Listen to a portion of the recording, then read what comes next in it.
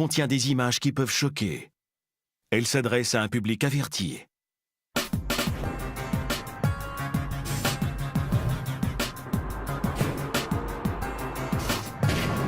À Los Angeles, un membre de gang fait irruption dans une maison et ouvre le feu avec une arme semi-automatique.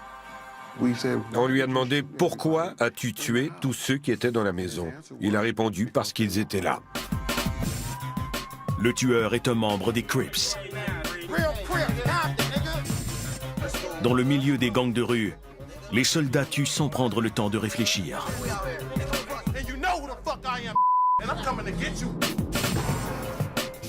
Quand un garçon de 13 ans peut vous faire sauter la cervelle et retourner à son jeu vidéo comme si de rien n'était, il y a quelque chose qui ne va pas.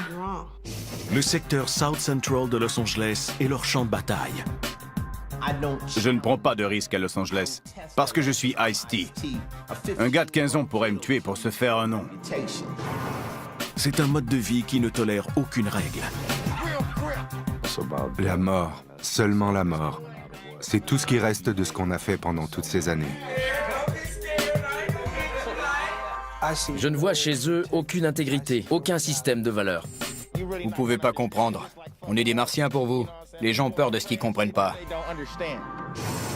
Gangland explore les coulisses d'un monde qui laisse à ses adeptes un choix très limité. Les Crips ne meurent pas, ils se multiplient. Crip ou crève.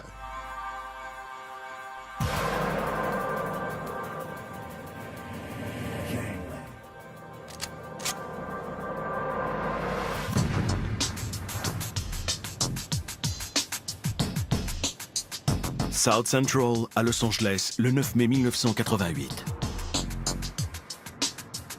Jamie Finney va faire quelques courses en compagnie d'une voisine, LaTonya Nikki Stover. Nikki a hâte de lui montrer sa nouvelle voiture rouge.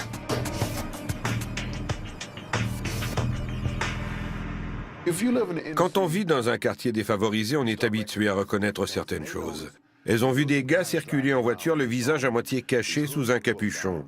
Elles ont pensé, ils préparent sûrement quelque chose, il vaudrait mieux retourner chez nous. Ce que les deux filles ignorent, c'est que ces jeunes sont membres des Crips. Plus tôt au cours de la journée, ils ont eu des problèmes avec une transaction de drogue.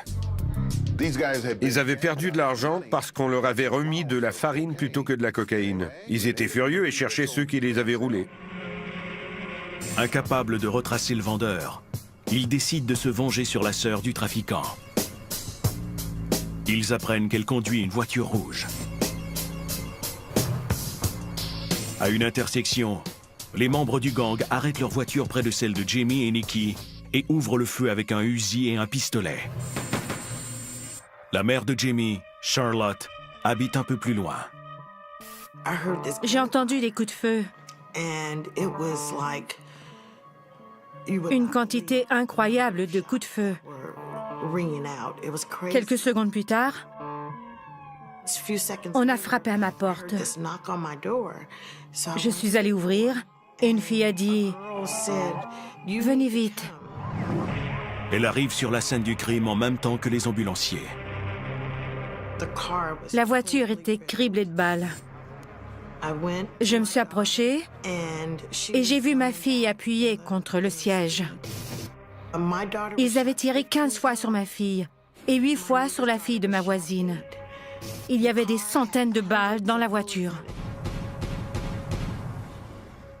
Ces jeunes filles ont tenté de retourner chez elles, mais elles ne se sont pas rendues. Ces enfants n'ont jamais compris ce qui leur arrivait. Les membres du gang ont repéré leur cible, une voiture rouge conduite par une jeune femme. Quand les policiers m'ont dit que c'était une erreur, je leur ai répondu « Ce n'est pas une erreur, c'est un meurtre ». Des dizaines d'années plus tard, la tragédie vécue par Charlotte reste un fait divers parmi tant d'autres dans les rues infestées de Crips de Los Angeles. Dans cette ville surnommée la capitale mondiale des gangs de rue, l'armée des Crips est au pouvoir. Avec plus de 10 000 membres, elle forme le plus important gang noir de Los Angeles et ses effectifs sont disséminés un peu partout dans la ville.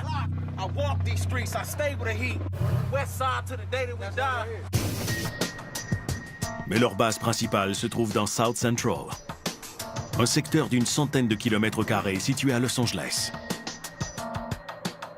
C'est ici que je suis né et que j'ai grandi. Personne ne peut m'enlever ça. Je sais où je me sens chez moi et où mon cœur se trouve. Les Crips partagent leur territoire de South Central entre l'East Side et le West Side, que sépare l'autoroute Harbor. Le gang est partagé lui aussi. Plus de 200 bandes contrôlent des dizaines de quartiers de South Central et des environs. Chaque bande a son propre nom et ses propres chefs. Dans cette vidéo rarement montrée, un membre haut placé des Crips se vante que son gang est assoiffé de pouvoir. Son identité est protégée pour des raisons de sécurité. Être membre des Crips dépasse tout ce qu'on peut aimer dans la vie. On aime sa mère, on la respecte. Mais quand on fait partie d'un gang de Crips, qu'on est un Crip dévoué, on recherche chaque jour l'unité, le pouvoir. On n'en a jamais assez. C'est comme une fièvre.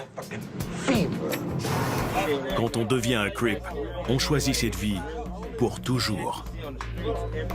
On sort pas du gang. Ce n'est même pas dans les règlements. Quand on est Crip, on reste Crip pour toujours. On peut ralentir, mais on part jamais. En 1974, un adolescent appelé Barry Bryant décide de devenir un Crip.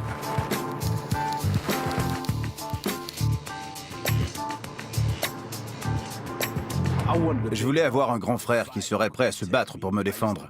Ça me frustrait de ne pas être assez costaud pour protéger ce qui m'appartenait. C'est pourquoi je voulais être un Crip. Barry se retrouve avec un grand frère très musclé. J'ai vu un gars plus âgé s'approcher dans la rue. C'était Tookie. Exactement le genre de gars que je voulais voir. Le culturiste Tookie Williams est un leader dans l'organisation des Crips. Il m'a regardé et il a dit « Ouais, tu vas être un petit Crip. » Barry a maintenant un protecteur. Un autre garçon de l'école, Richard Lawson, n'a pas encore trouvé le sien. Alors qu'il est dans un autobus scolaire, il est pris à partie par 4 voyous d'un autre quartier. Les gars qui étaient entrés dans l'autobus faisaient partie d'un gang. Ils m'ont sauté dessus. Les membres du gang le rouent de coups. Richard sort de cette mésaventure avec le nez cassé et une ferme résolution. Ce jour-là, je me suis juré que ce genre de choses ne m'arriverait plus jamais. Richard Lawson se joint à une bande de Crips de son quartier, les Gardena Paybacks. Les Paybacks lui donnent un nouveau nom, Lil Rick, et lui offrent un exutoire pour sa rage. Après cet incident et la douleur que j'avais ressentie, j'ai été obsédé pendant très longtemps par l'idée de me venger. Ça me venait naturellement, et j'aimais ça. Les recrues goûtent au pouvoir pour la première fois, et cela leur plaît. Du jour au lendemain, une victime peut se transformer en agresseur. Une fois acceptés dans le gang, les recrues comme Lil Rick et Barry se retrouvent aux premières lignes. Leurs aînés les forment pour en faire des soldats. Certains membres plus âgés venaient nous chercher à l'école et nous amenaient en mission pour cambrioler des maisons.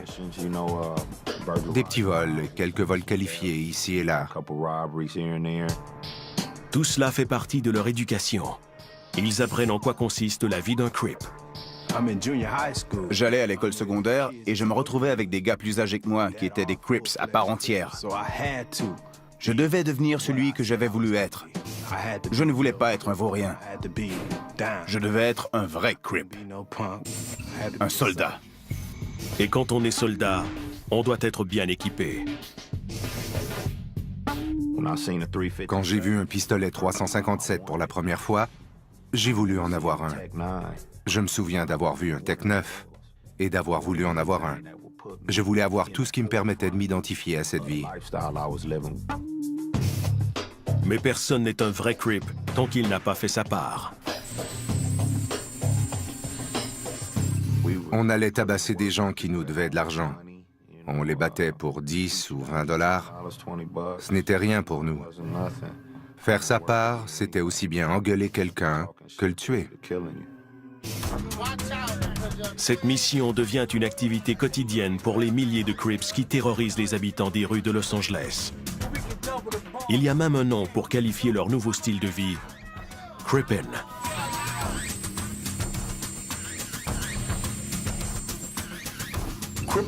Le Crippin' consiste à tout faire à fond la caisse sans se poser de questions. Ils tuent ou se bagarrent sans penser « Oh, c'est ma mère » ou « C'est le petit frère de quelqu'un que je connais ». Ça fait partie de leur vie, et leur vie, c'est d'être membre d'un gang de rue. Voilà ce qu'est le Crippin'. Et avec le Crippin', il vaut mieux ne pas faire trop de projets à long terme. On vit dans le présent, on ne sait rien du lendemain. Il faut profiter de ce qu'on a aujourd'hui.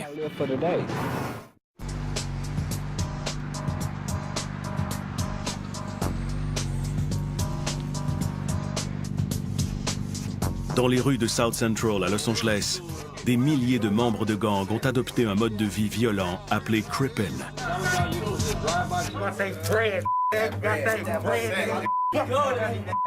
C'est une culture sans loi et sans remords.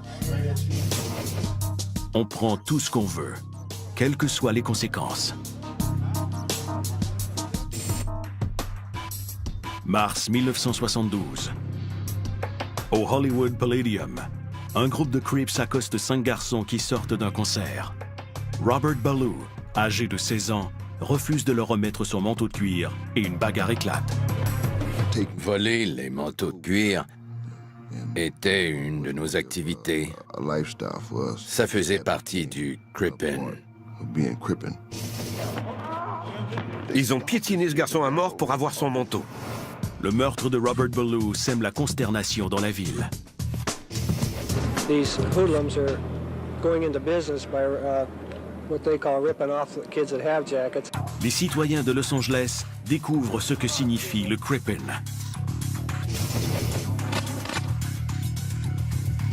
Mais le gang a pris racine longtemps auparavant, dans l'agitation qui a marqué les années 1960.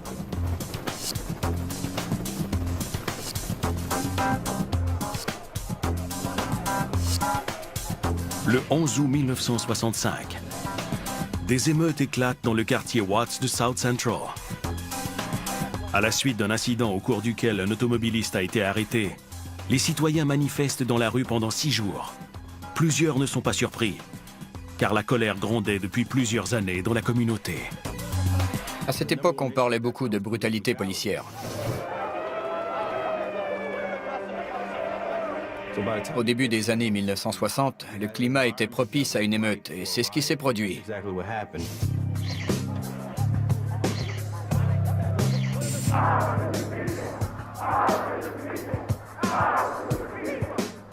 Dans la foulée de cet incident, apparaissent plusieurs groupes qui appuient le mouvement pour le pouvoir noir. Le plus important est le Black Panther Party. Les Black Panthers sont militants et passionnés. Le directeur du FBI, J. Edgar Hoover, estime même qu'il représente la pire menace pour la sécurité intérieure du pays. Mais les citoyens de South Central à Los Angeles voient les choses différemment. Ils voulaient assainir le quartier, prévenir la criminalité et s'assurer que la loi soit appliquée de façon équitable pour la communauté noire. Akil Bashir se joint aux Black Panthers à 16 ans. On a commencé comme un groupe de patrouilleurs. On patrouillait les rues et on surveillait les agissements de la police. Les Black Panthers armés ratissent les quartiers. La plupart avaient leur fusil dans une main et leur recueil de loi dans l'autre. On faisait de la surveillance. En 1969, les leaders des Black Panthers de Los Angeles, Bunchy Carter et John Huggins, sont assassinés alors qu'ils assistent à une rencontre de l'Union des étudiants noirs sur le campus de l'Université de Californie. Une fois ces leaders disparus, ils sont faux de peu que le mouvement des Black Panthers de Los Angeles mette fin à ses activités. Le mouvement s'est retrouvé avec un groupe d'adolescents sans leader. Et les Crips ont plus ou moins comblé ce vide.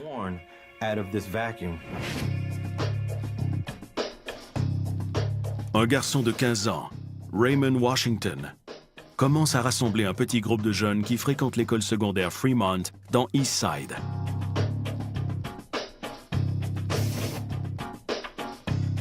Raymond Washington connaît bien la rue et il a déjà séjourné dans un centre de détention pour mineurs après avoir été expulsé de l'école à la suite d'une bagarre. Il construit lui-même son nouveau gang avec ses poings. Il allait dans différents quartiers et disait « On se bat et celui qui gagne a le droit d'établir les règles ». Il a fait cela un quartier après l'autre et il a réussi dans environ 75% des endroits qu'il a visités. C'était impressionnant pour un garçon de 15 ou 16 ans. En dépit de son jeune âge, Raymond impose le respect. Je l'ai déjà vu en voiture dans une rue qui dirigeait une armée de jeunes. Il s'est arrêté au milieu d'une intersection. Il leur a indiqué où tourner et tout le monde a suivi. Si vous êtes fort, puissant et intimidant, vous convaincrez beaucoup de gens. C'est ce qu'a fait Raymond Washington. Son gang s'appelle Baby Crips, en raison du jeune âge de ses membres. Mais ce nom ne tardera pas à changer pour Crips. La raison exacte de ce changement semble relever du folklore. Je me suis déjà intéressé à l'origine du mot Crip et une dizaine de membres du premier gang m'ont donné au moins 8 versions différentes. Certains croient que le nom est attribuable au frère aîné de Raymond Washington. Il était handicapé à cause de problèmes chroniques aux jambes et Raymond et les autres jeunes le taquinaient en écrivant Crip pour cripple, qui veut dire handicapé, sur ses chaussures de tennis Chuck Taylor. D'autres croient que ce nom a été inspiré par un article paru dans un journal local. On y disait que le gang avait choisi le nom Cripple parce qu'il utilisait des cannes en guise d'armes. J'en ai conclu que c'était une belle histoire folklorique et j'ai laissé tomber.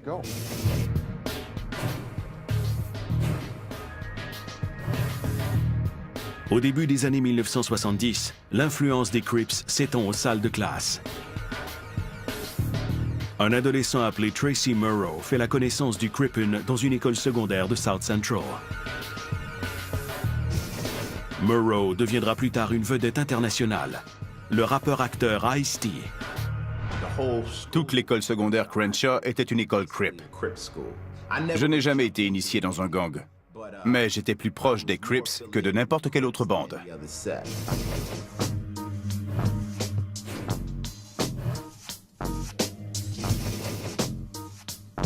Les Crips se reconnaissent facilement dans les corridors. Ils ont adopté la couleur bleue et la portent avec fierté. Porter du bleu à l'époque, c'était cool. Mais ce n'est pas suffisant pour ressembler à un Crip. Il faut aussi savoir bouger comme un Crip. Le Sea-Walk est une danse que les Crips ont inventée. Elle comporte des tas de jeux de pieds. C'est la danse la plus cool que vous ayez jamais vue. Quand un gars faisait le Sea-Walk, ça voulait dire qu'il était dans le gang.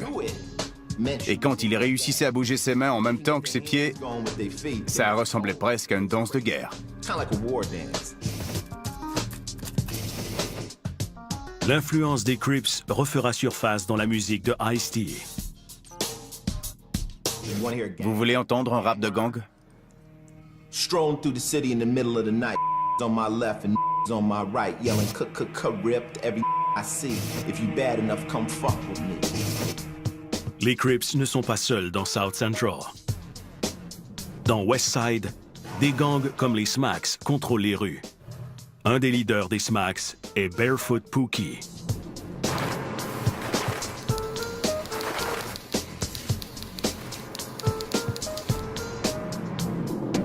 Par un dimanche après-midi, Raymond Washington affronte Barefoot Pookie dans un cinéma. Raymond est entré. Il a descendu l'allée et il a crié « Y a-t-il des Smacks ici ?» Toute la salle s'est levée. C'est l'occasion idéale pour se bagarrer. Mais Washington et les Smacks décident plutôt d'unir leurs forces contre un groupe blanc rival. Ils quittent le cinéma ensemble et se lancent à la recherche de leur ennemi commun. On ne les a jamais trouvés, mais le bruit a commencé à courir que les 3 principaux quartiers, les gars de la 100e, de la 80e et de la 60e, faisaient tous partie du premier gang des West Side Crips. C'est à partir de ce moment-là que tout le monde a commencé à dire « Les Crips ne meurent pas, ils se multiplient. Crip ou crève ». Raymond Washington poursuit sa campagne dans South Central, intégrant à son gang des plus petits groupes et leurs leaders, y compris un garçon du West Side nommé Tookie Williams. Il dirigeait un groupe de jeunes de l'école secondaire fréquentée par Washington. Raymond et lui se sont apparemment rencontrés. J'ignore s'il y a eu une bagarre, mais à un moment donné, Tookie a décidé de se joindre aux Crips et il a fini par devenir leader des West Side Crips. Tookie Williams devient immédiatement une figure emblématique du Crippin'. Si on voulait trouver un symbole pour représenter les gangs et les Crips, le physique de Tookie serait idéal. C'est un passionné de culturisme et ses muscles sont semblables à une armure. Je ne suis pas gay, mais je dois reconnaître qu'il était un très bel homme. Tookie était le Clark Gable des Crips. Il rehaussait notre image. Tout le monde le respecte. Ma copine de l'époque était sur la galerie et elle est entrée me dire qu'un gars l'embêtait. Je suis sorti pour demander des explications et j'ai vu Tookie qui était assis dans une grosse bagnole et me regardait. Je suis rentré et j'ai dit à ma copine, « Veux-tu bien me dire ce que tu faisais dehors ?» Personne n'avait envie d'affronter Took. Sous la direction de ces deux puissants capitaines, Raymond dans l'Est et Tookie dans l'Ouest, les Crips règnent en maître sur les rues de South Central. En mars 1972, plusieurs nouvelles recrues se manifestent dans les autres quartiers de la ville après le meurtre de Robert Ballou, que des Crips ont tué pour avoir son manteau de cuir. Le meurtre de Robert Ballou a projeté les Crips à l'avant-scène. On a beaucoup parlé d'eux. Et d'autres jeunes de Los Angeles ont commencé à se dire que tant qu'à faire partie d'un gang, il ferait mieux de joindre les Crips. À la suite de ce meurtre très médiatisé,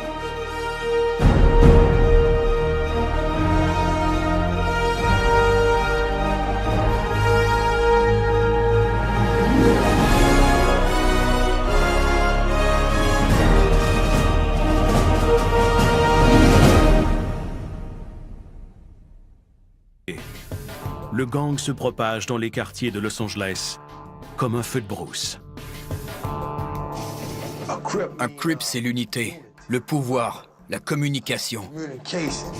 Une force qu'aucun autre homme ne peut arrêter à moins de nous capturer un par un. Et aussi la discipline. C'est comme une armée. Mais les généraux de cette armée ne tarderont pas à s'approcher trop près des flammes.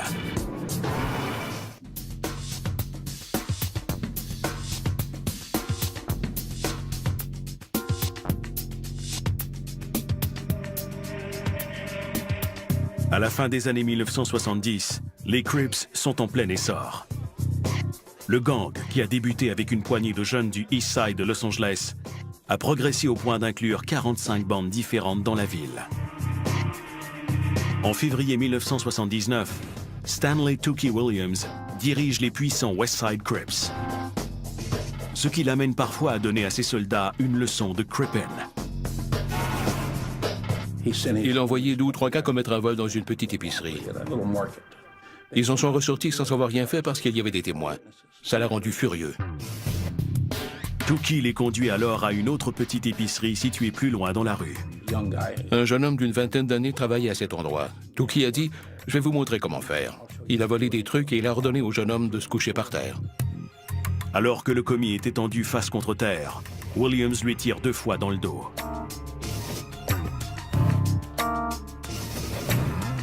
Quelques semaines plus tard, Williams pousse la leçon encore plus loin à l'occasion d'un vol dans un motel. Il est entré et il a tué une famille de 3 personnes à qui appartenait le motel, afin de ne laisser aucun témoin.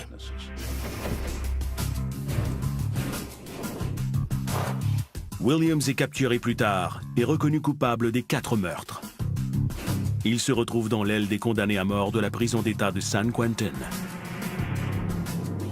5 mois après l'arrestation de Tookie pour les meurtres, la direction des Crips subit un autre coup dur.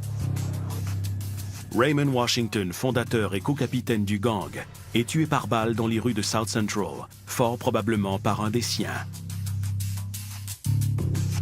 Il s'est approché de la voiture et quelqu'un l'a tiré à bout portant avec un fusil de chasse. De toute évidence, Raymond connaissait ces gens. Il n'était pas assez idiot pour s'approcher de la voiture de quelqu'un qu'il ne connaissait pas. Au début des années 1980, les 2 piliers des Crips sont disparus. Au même moment, une nouvelle force fait son apparition dans South Central.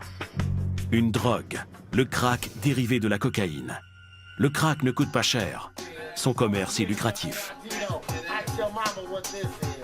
Et il crée instantanément une dépendance. Privés de leur leader, les Crips se séparent et forment des dizaines de petits groupes qui veulent tous faire le plus de profit possible en vendant du crack. Little Rick établit son commerce à Gardena, le point de ralliement de sa bande, les Paybacks. Je pouvais facilement gagner 2 ou 3 000 $ par jour en vendant du crack. Et ça, c'était une petite journée. Soudain, plus rien n'est inaccessible. C'était très motivant, car on n'avait pas besoin d'aller travailler. On n'avait de compte à rendre à personne. On faisait ce qu'on voulait, et on ne regardait pas les étiquettes.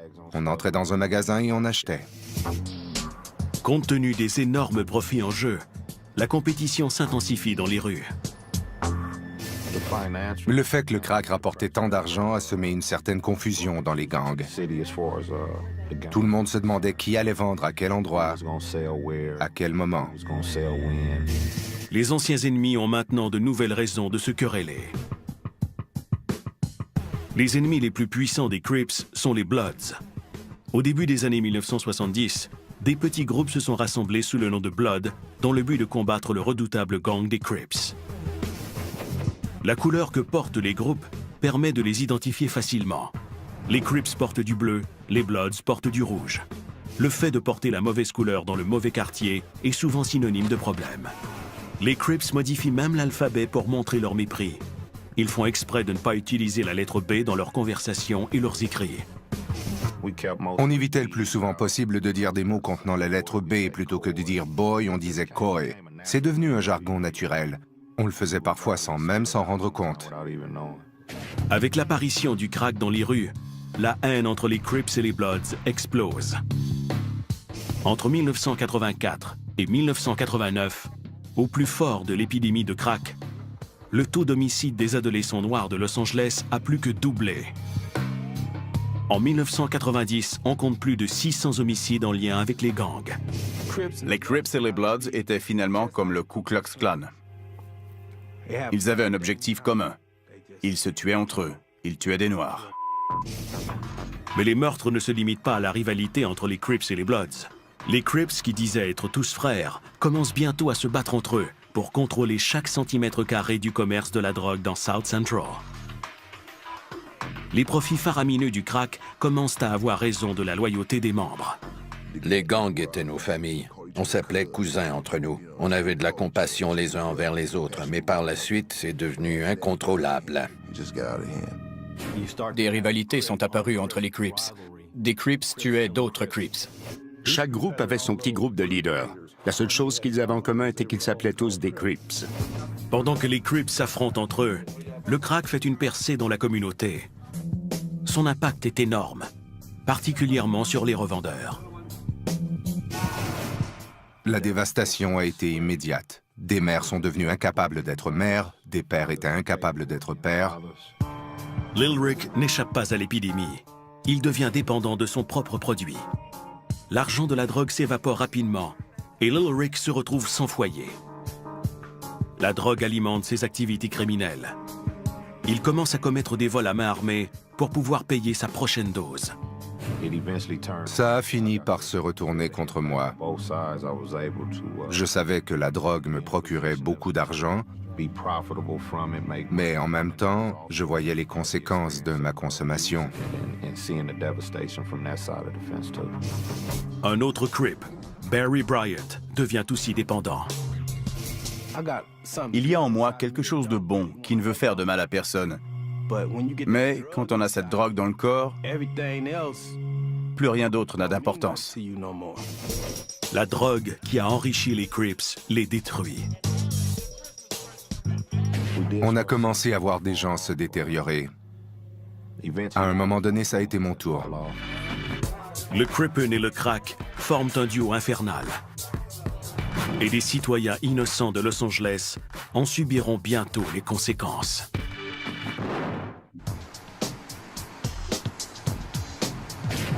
South Central à Los Angeles au mois d'août 1984. Et Bora Alexander, âgé de 58 ans, se lève tôt et sort arroser les plantes sur sa galerie. Muddy, ainsi que sa famille l'appelle, est la mère de Kermit Alexander, une grande vedette de la Ligue nationale de football. Muddy revient dans la cuisine, laissant la porte moustiquaire ouverte derrière elle. Pendant qu'elle se verse une tasse de café, deux hommes font irruption dans la maison, l'un d'eux brandissant un fusil de calibre 30.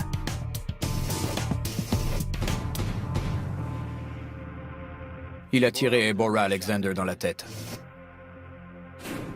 Après la fusillade, la tasse de café était encore sur la table et des morceaux de cerveau étaient répandus partout dans la cuisine. Le meurtrier, toujours sous l'effet de la cocaïne qu'il a consommée pendant toute la nuit, prend la maison d'assaut pour trouver d'autres victimes. Dans une chambre située à l'avant, il abat Deetra Alexander, âgée de 24 ans. Elle est assise sur son lit, paralysée par la peur. Il a tiré sur la jeune fille à plusieurs reprises. À côté d'elle, Damani Garner, âgé de 13 ans, et Damon Bonner, 8 ans, sont endormis. Les deux garçons ont aussi été tirés dans la tête à bout portant. Les neveux ne se sont jamais réveillés. Ils ont été exécutés pendant qu'ils dormaient. Ivan Scott, âgé de 13 ans, est caché dans un placard lorsque les tueurs prennent la fuite. Imaginez les réactions de ce garçon. Il s'était réfugié dans le placard en entendant des coups de feu et quand il en est sorti, il a trouvé toute sa famille massacrée. C'est effroyable. Les assaillants font partie des Rollin' Sixties, une bande de Crips du West Side. En ce matin d'été, ils ont commis ces meurtres en échange de drogue et d'argent. On a découvert par la suite qu'ils s'étaient trompés de maison. Ça aurait pu être votre maison, la mienne, n'importe où. Ils n'ont pas pris la peine de vérifier s'ils étaient au bon endroit. Le Crippen a touché encore une fois des citoyens innocents de Los Angeles. C'est un système de valeurs différent, où la vie ne veut rien dire. J'ai trouvé ça terrifiant. L'interrogatoire d'un Crip haut placé ne fait que confirmer cette impression. Il fait découvrir à la police les dessous de la mentalité violente qui anime le gang. Plus on tue de ces salauds, plus on a de prestige. Chaque gang Crip veut être meilleur que les autres gangs Crip. On veut tous tuer les salauds qui sont pas un Crip. Comme tous les Crips, il ressent une haine profonde envers les Bloods. Les Bloods sont moins nombreux, mais tout aussi haineux. Les Crips qualifient les Bloods de bons à rien. On va voir d'autres gangs, des gangs de bons à rien. On enlève leurs copines, on les amène avec nous, on les viole, on les torture. On leur dit ensuite de retourner voir leurs vauriens et de leur dire que les Crips seront toujours là.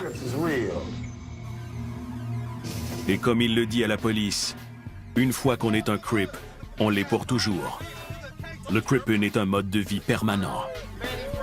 On doit toujours rester unis et avoir du pouvoir. Si un Crip n'a plus ça, il deviendra fou. Il ne saura pas quoi faire car il est tellement habitué à planer, à tirer, à voler, à tuer, à violer, à se bagarrer. C'est ça sa vie, il fera jamais autre chose.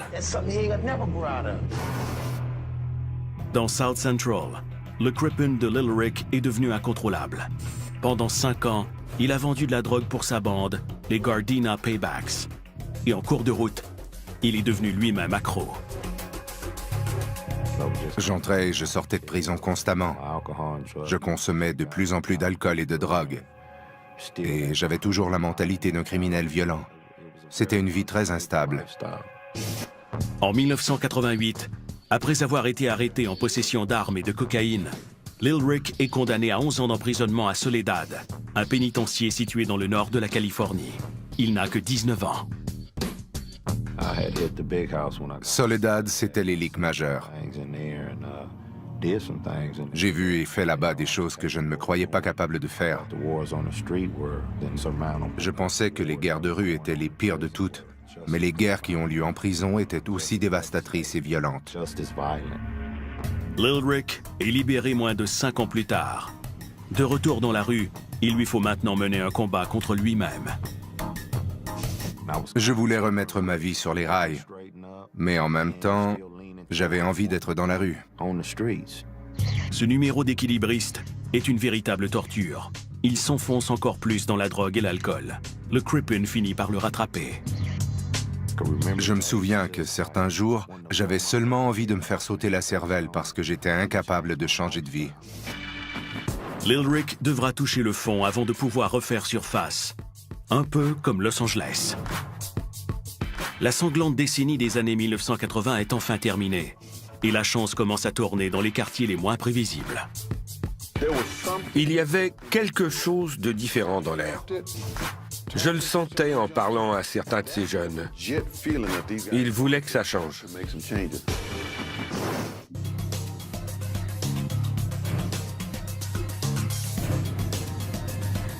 Le 9 mai 1988, Charlotte Austin sursaute en entendant des coups de feu non loin de chez elle dans South Central.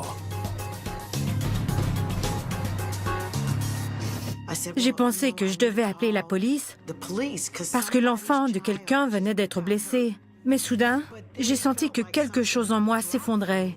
C'était une impression très étrange. Quelques instants plus tard, elle s'approche en courant d'une voiture autour de laquelle se pressent des policiers et des ambulanciers. Une Pontiac rouge est criblée de balles.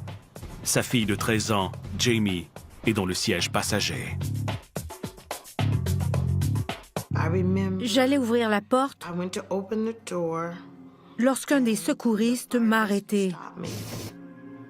J'ai pensé qu'ils allaient chercher une civière, mais quand ils sont revenus, ils tenaient des draps. Personne n'a dit « Votre fille est décédée, je suis désolée » ou le genre de choses qu'on entend dans les films. Ils les ont seulement recouvertes avec les draps. Jamie était dans la voiture avec sa voisine Nikki Stover. Les deux jeunes filles sont mortes après avoir été criblées de balles provenant d'un Uzi 9 mm et d'un pistolet. Les tueurs sont membres des 8 Trey Crips, un des plus violents chapitres du gang. Ils voulaient tuer la sœur d'un revendeur qui les avait volés. Ils avaient entendu dire qu'elle conduisait une voiture rouge. Les tueurs célèbrent ensuite l'événement avec leurs copains du gang. Ils sont revenus se vanter et raconter comment ils avaient tué les filles. Leurs têtes ont secoué. Il faut qu'on se trouve de l'alcool et du poulet barbecue. Ils voulaient faire la fête pour célébrer leur meurtre.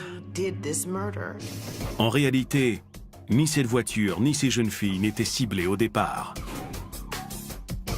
Cela ne semble pas affecter les tueurs au moment de leur procès.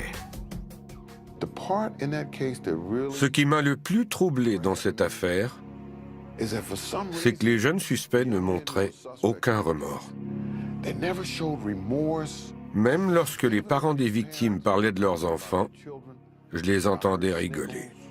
Le procès rappelle une réalité qui glace le sang et déconcerte même des policiers aussi aguerris que Ken Bell. Je me suis demandé où était l'humanité chez ces jeunes gens, où étaient les remords.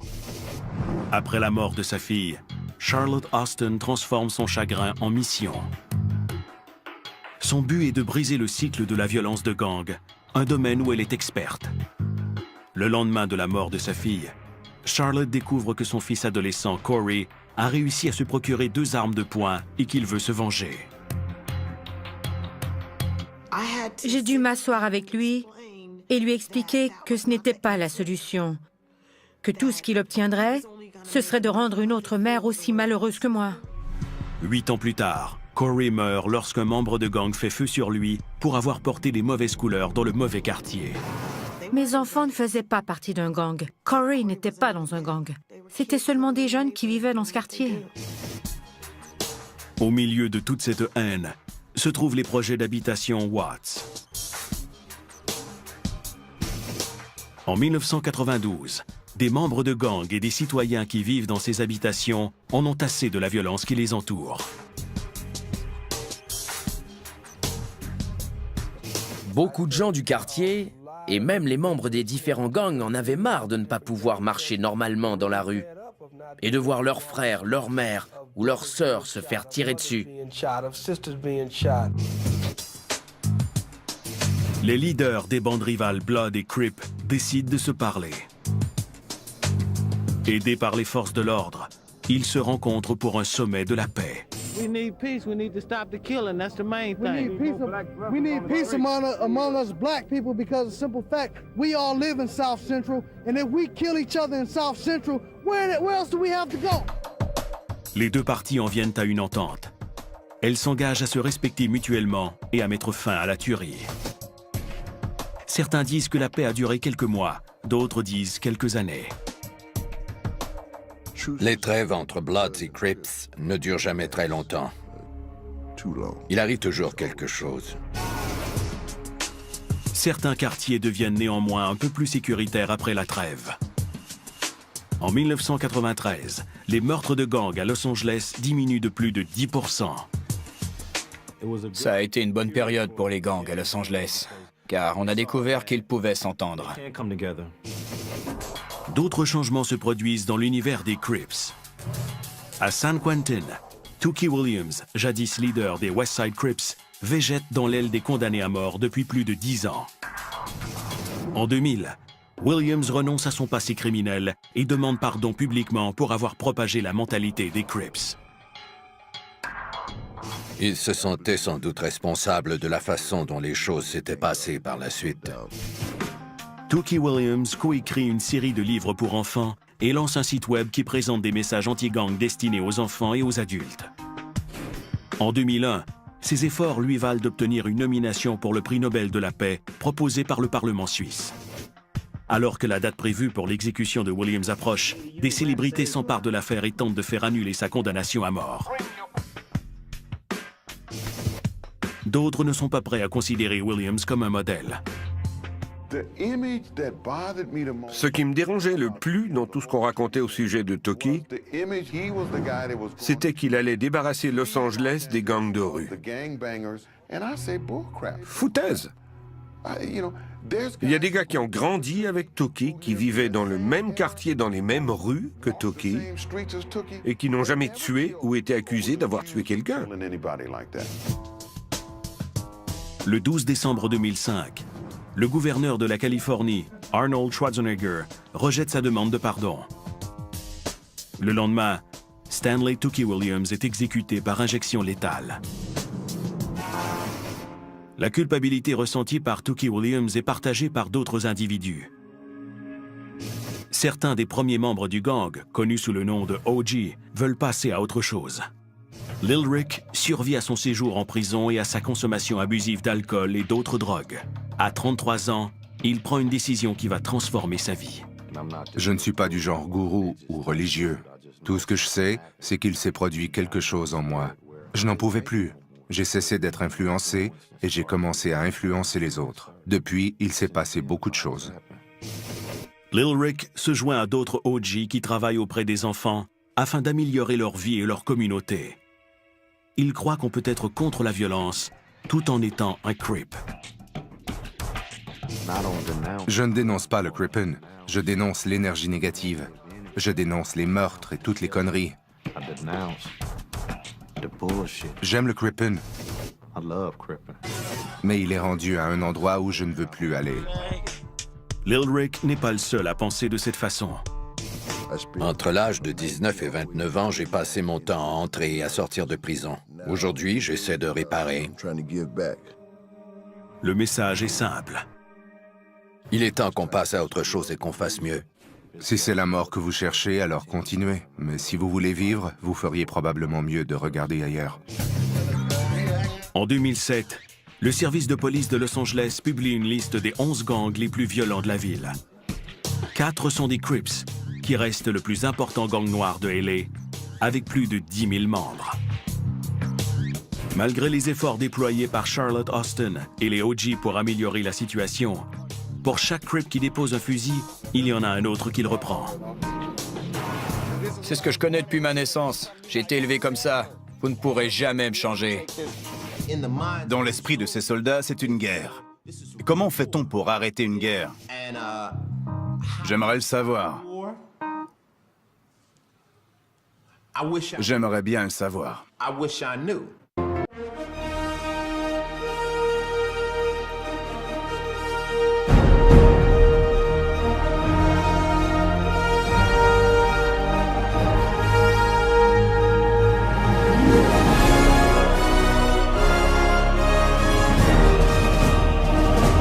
proche des Crips que de n'importe quelle autre bande.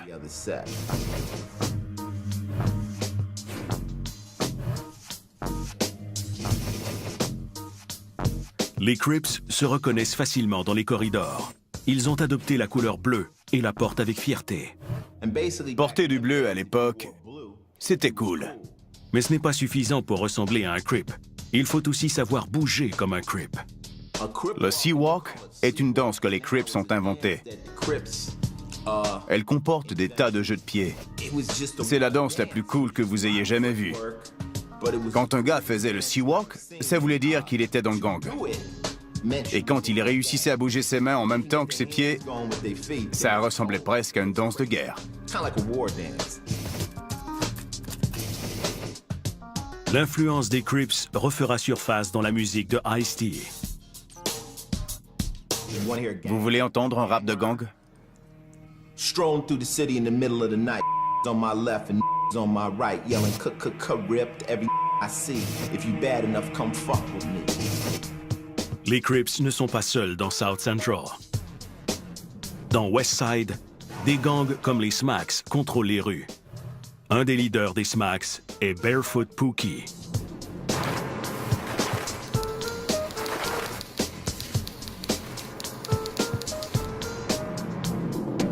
Par un dimanche après-midi, Raymond Washington affronte Barefoot Pookie dans un cinéma. Raymond est entré. Il a descendu l'allée et il a crié « Y a-t-il des Smacks ici ?» Toute la salle s'est levée. C'est l'occasion idéale pour se bagarrer. Mais Washington et les Smacks décident plutôt d'unir leurs forces contre un groupe blanc rival. Ils quittent le cinéma ensemble et se lancent à la recherche de leur ennemi commun. On ne les a jamais trouvés, mais le bruit a commencé à courir que les trois principaux quartiers, les gars de la 100e, de la 80e et de la 60e, faisaient tous partie du premier gang des West Side Crips. C'est à partir de ce moment-là que tout le monde a commencé à dire « Les Crips ne meurent pas, ils se multiplient. Crip ou crève ». Raymond Washington poursuit sa campagne dans South Central, intégrant à son gang des plus petits groupes et leurs leaders, y compris un garçon du West Side nommé Tookie Williams. Il dirigeait un groupe de jeunes de l'école secondaire fréquentée par Washington. Raymond et lui se sont apparemment rencontrés. J'ignore s'il y a eu une bagarre, mais à un moment donné, Tookie a décidé de se joindre aux Crips et il a fini par devenir leader des West Side Crips. Tookie Williams devient immédiatement une figure emblématique du Crippin'. Si on voulait trouver un symbole pour représenter les gangs et les Crips, le physique de Tookie serait idéal. C'est un passionné de culturisme, et ses muscles sont semblables à une armure. Je ne suis pas gay, mais je dois reconnaître qu'il était un très bel homme. Tookie était le Clark Gable des Crips. Il rehaussait notre image. Tout le monde le respecte. Ma copine de l'époque était sur la galerie et elle est entrée me dire qu'un gars l'embêtait. Je suis sorti pour demander des explications et j'ai vu Tookie, qui était assis dans une grosse bagnole et me regardait. Je suis rentré et j'ai dit à ma copine, « Veux-tu bien me dire ce que tu faisais dehors ?» Personne n'avait envie d'affronter Took. Sous la direction de ces deux puissants capitaines, Raymond dans l'Est et Tookie dans l'Ouest, les Crips règnent en maître sur les rues de South Central. En mars 1972, plusieurs nouvelles recrues se manifestent dans les autres quartiers de la ville après le meurtre de Robert Ballou, que des Crips ont tué pour avoir son manteau de cuir. Le meurtre de Robert Ballou a projeté les Crips à l'avant-scène. On a beaucoup parlé d'eux. Et d'autres jeunes de Los Angeles ont commencé à se dire que tant qu'à faire partie d'un gang, il ferait mieux de joindre les Crips. À la suite de ce meurtre très médiatisé, en 60, le climat était propice à une émeute, et c'est ce qui s'est produit.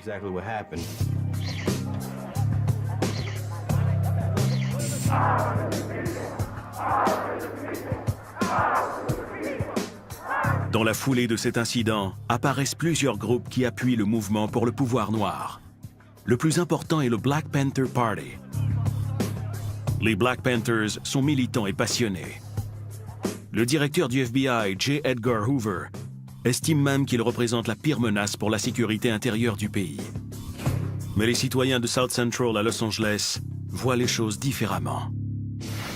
Ils voulaient assainir le quartier, prévenir la criminalité et s'assurer que la loi soit appliquée de façon équitable pour la communauté noire.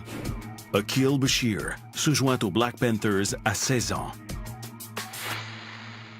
On a commencé comme un groupe de patrouilleurs. On patrouillait les rues et on surveillait les agissements de la police. Les Black Panthers armés ratissent les quartiers. La plupart avaient leur fusil dans une main et leur recueil de loi dans l'autre. On faisait de la surveillance. En 1969, les leaders des Black Panthers de Los Angeles, Bunchy Carter et John Huggins, sont assassinés alors qu'ils assistent à une rencontre de l'Union des étudiants noirs sur le campus de l'Université de Californie.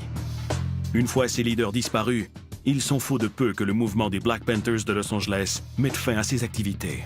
Le mouvement s'est retrouvé avec un groupe d'adolescents sans leader. Et les Crips ont plus ou moins comblé ce vide.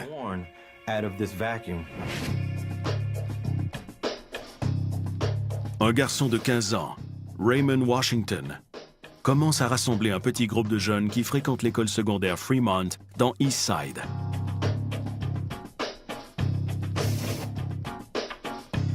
Raymond Washington connaît bien la rue et il a déjà séjourné dans un centre de détention pour mineurs après avoir été expulsé de l'école à la suite d'une bagarre.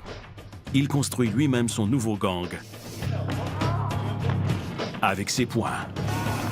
Il allait dans différents quartiers et disait « On se bat et celui qui gagne a le droit d'établir les règles ». Il a fait cela un quartier après l'autre et il a réussi dans environ 75% des endroits qu'il a visités. C'était impressionnant pour un garçon de 15 ou 16 ans. En dépit de son jeune âge, Raymond impose le respect. Je l'ai déjà vu en voiture dans une rue qui dirigeait une armée de jeunes. Il s'est arrêté au milieu d'une intersection. Il leur a indiqué où tourner et tout le monde a suivi. Si vous êtes fort, puissant et intimidant, vous convaincrez beaucoup de gens. C'est ce qu'a fait Raymond Washington. Son gang s'appelle Baby Cribs, en raison du jeune âge de ses membres. Mais ce nom ne tardera pas à changer pour Crips. La raison exacte de ce changement semble relever du folklore. Je me suis déjà intéressé à l'origine du mot Crip et une dizaine de membres du premier gang m'ont donné au moins 8 versions différentes. Certains croient que le nom est attribuable au frère aîné de Raymond Washington. Il était handicapé à cause de problèmes chroniques aux jambes et Raymond et les autres jeunes le taquinaient en écrivant Crip pour cripple, qui veut dire handicapé, sur ses chaussures de tennis Chuck Taylor. D'autres croient que ce nom a été inspiré par un article paru dans un journal local. On y disait que le gang avait choisi le nom Cripple parce qu'il utilisait des cannes en guise d'armes. J'en ai conclu que c'était une belle histoire folklorique et j'ai laissé tomber.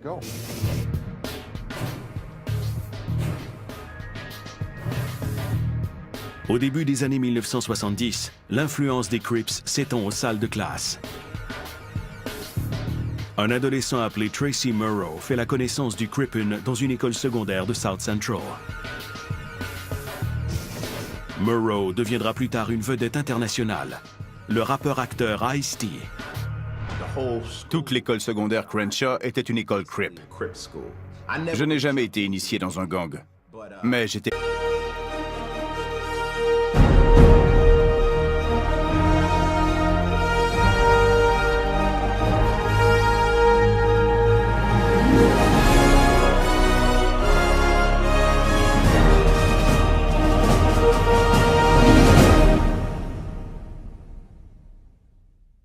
Contient des images qui peuvent choquer. Elle s'adresse à un public averti.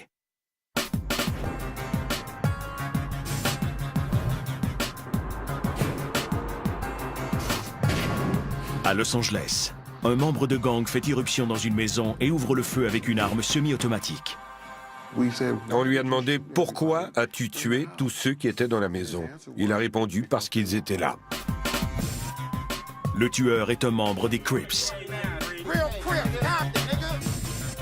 Dans le milieu des gangs de rue, les soldats tuent sans prendre le temps de réfléchir.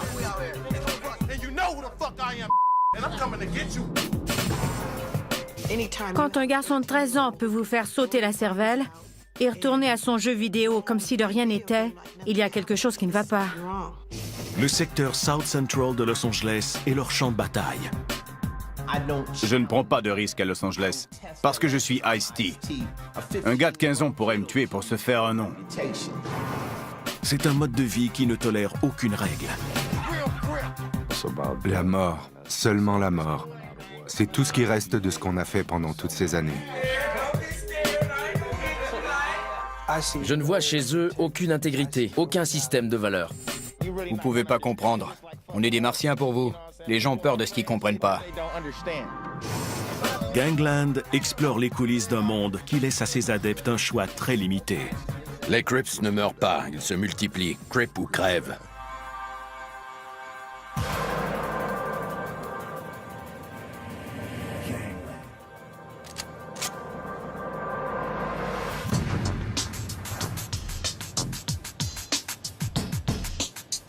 South Central à Los Angeles, le 9 mai 1988. Jamie Finney va faire quelques courses en compagnie d'une voisine, la Tonya Nikki Stover. Nikki a hâte de lui montrer sa nouvelle voiture rouge.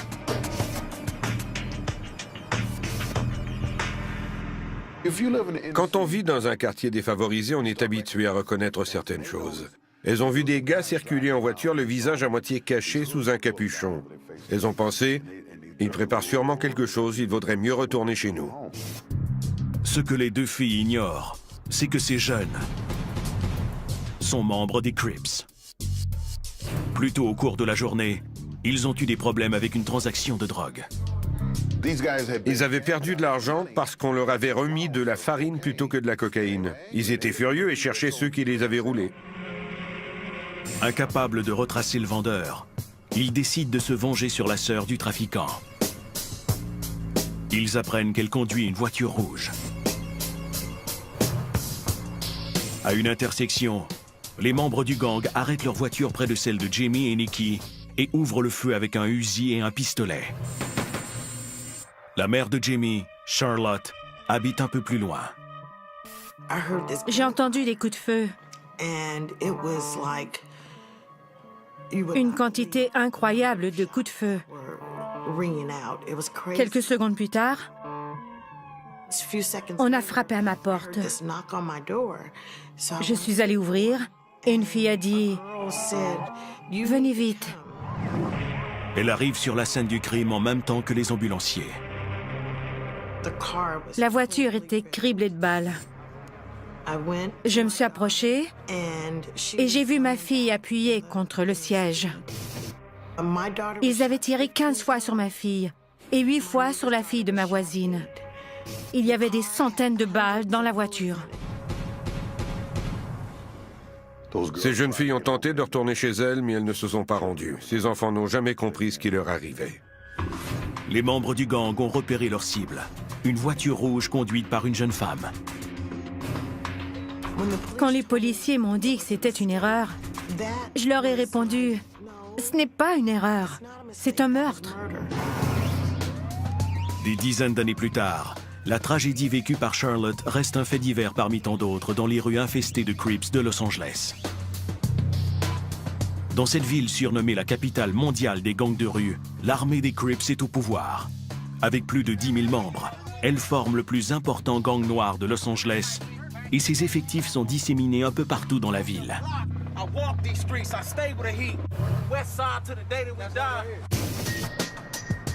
Mais leur base principale se trouve dans South Central, un secteur d'une centaine de kilomètres carrés situé à Los Angeles. C'est ici que je suis né et que j'ai grandi. Personne ne peut m'enlever ça. Je sais où je me sens chez moi et où mon cœur se trouve. Les Crips partagent leur territoire de South Central entre l'East Side et le West Side, que sépare l'autoroute Harbor. Le gang est partagé lui aussi. Plus de 200 bandes contrôlent des dizaines de quartiers de South Central et des environs. Chaque bande a son propre nom et ses propres chefs. Dans cette vidéo rarement montrée, Un membre haut placé des Crips se vante que son gang est assoiffé de pouvoir. Son identité est protégée pour des raisons de sécurité. Être membre des Crips dépasse tout ce qu'on peut aimer dans la vie. On aime sa mère, on la respecte. Mais quand on fait partie d'un gang de Crips, qu'on est un Crip dévoué, on recherche chaque jour l'unité, le pouvoir. On n'en a jamais assez. C'est comme une fièvre. Quand on devient un Crip, on choisit cette vie pour toujours. On sort pas du gang. Ce n'est même pas dans les règlements. Quand on est Crip, on reste Crip pour toujours. On peut ralentir, mais on part jamais. En 1974, un adolescent appelé Barry Bryant décide de devenir un Crip.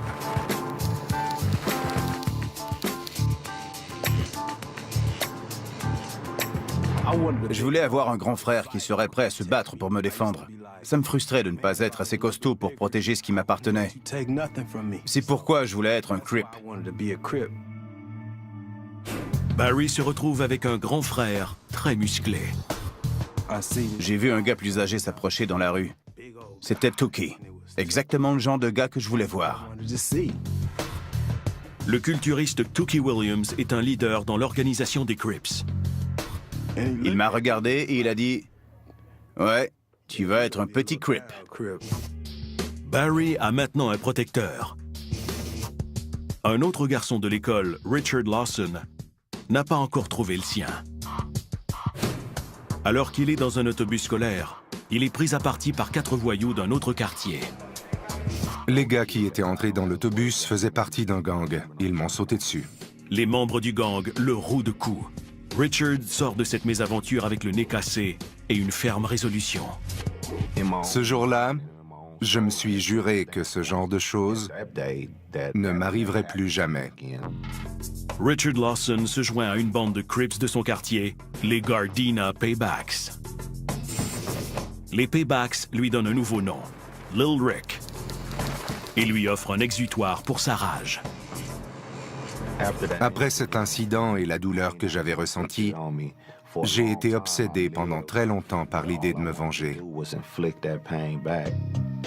Ça me venait naturellement, et j'aimais ça. Les recrues goûtent au pouvoir pour la première fois, et cela leur plaît. Du jour au lendemain, une victime peut se transformer en agresseur. Une fois acceptés dans le gang, les recrues comme Lil Rick et Barry se retrouvent aux premières lignes. Leurs aînés les forment pour en faire des soldats. Certains membres plus âgés venaient nous chercher à l'école et nous amenaient en mission pour cambrioler des maisons. Des petits vols, quelques vols qualifiés ici et là. Tout cela fait partie de leur éducation. Ils apprennent en quoi consiste la vie d'un Crip. J'allais à l'école secondaire et je me retrouvais avec des gars plus âgés que moi qui étaient des Crips à part entière. Je devais devenir celui que j'avais voulu être. Je ne voulais pas être un vaurien. Je devais être un vrai Crip. Un soldat. Et quand on est soldat, on doit être bien équipé. Quand j'ai vu un pistolet 357 pour la première fois, j'ai voulu en avoir un. Je me souviens d'avoir vu un Tech 9 et d'avoir voulu en avoir un. Je voulais avoir tout ce qui me permettait de m'identifier à cette vie. Mais personne n'est un vrai Crip tant qu'il n'a pas fait sa part. On allait tabasser des gens qui nous devaient de l'argent. On les battait pour 10 ou 20 dollars. Ce n'était rien pour nous. Faire sa part, c'était aussi bien engueuler quelqu'un que le tuer. Cette mission devient une activité quotidienne pour les milliers de Crips qui terrorisent les habitants des rues de Los Angeles. Il y a même un nom pour qualifier leur nouveau style de vie, Crippin'.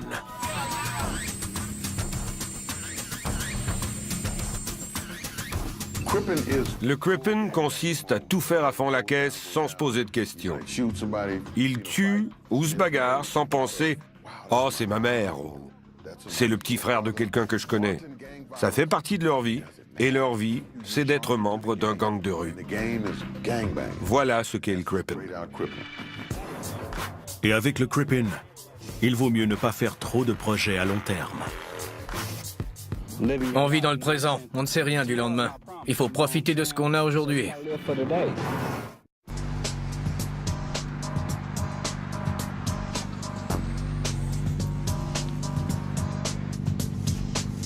Dans les rues de South Central à Los Angeles, des milliers de membres de gangs ont adopté un mode de vie violent appelé Crippin'.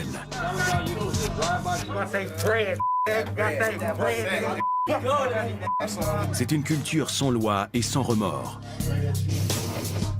On prend tout ce qu'on veut, quelles que soient les conséquences. Mars 1972. Au Hollywood Palladium, un groupe de Crips accoste 5 garçons qui sortent d'un concert. Robert Ballou, âgé de 16 ans, refuse de leur remettre son manteau de cuir et une bagarre éclate. Voler les manteaux de cuir était une de nos activités. Ça faisait partie du Crippin'. Ils ont piétiné ce garçon à mort pour avoir son manteau. Le meurtre de Robert Ballou sème la consternation dans la ville. These hoodlums are going into business by what they call ripping off the kids that have jackets. Les citoyens de Los Angeles découvrent ce que signifie le Crippin'. Mais le gang a pris racine longtemps auparavant, dans l'agitation qui a marqué les années 1960.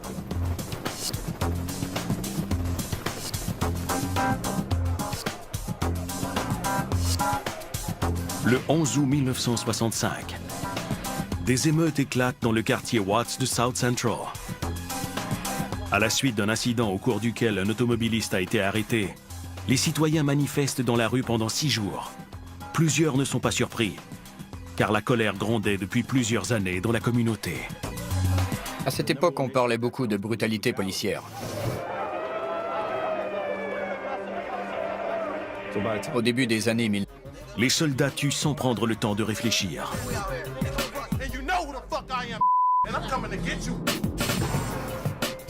Quand un garçon de 13 ans peut vous faire sauter la cervelle et retourner à son jeu vidéo comme si de rien n'était, il y a quelque chose qui ne va pas.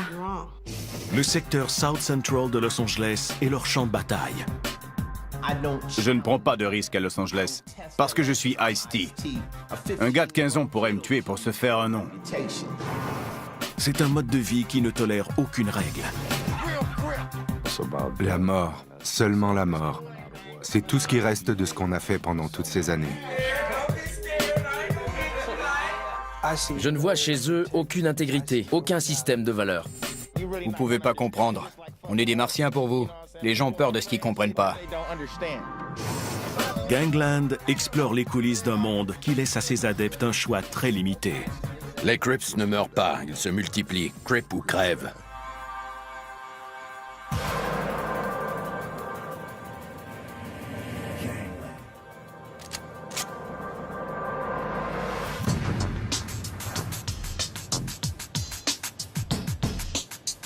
South Central, à Los Angeles, le 9 mai 1988. Jamie Finney va faire quelques courses en compagnie d'une voisine, LaTonya Nikki Stover. Nikki a hâte de lui montrer sa nouvelle voiture rouge.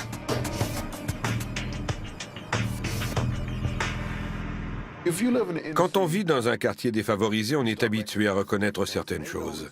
Elles ont vu des gars circuler en voiture, le visage à moitié caché sous un capuchon. Elles ont pensé, ils préparent sûrement quelque chose, il vaudrait mieux retourner chez nous.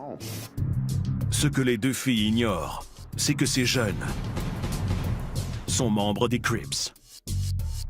Plus tôt au cours de la journée, ils ont eu des problèmes avec une transaction de drogue.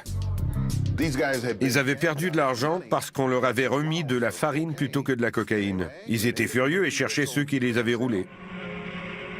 Incapables de retracer le vendeur, ils décident de se venger sur la sœur du trafiquant.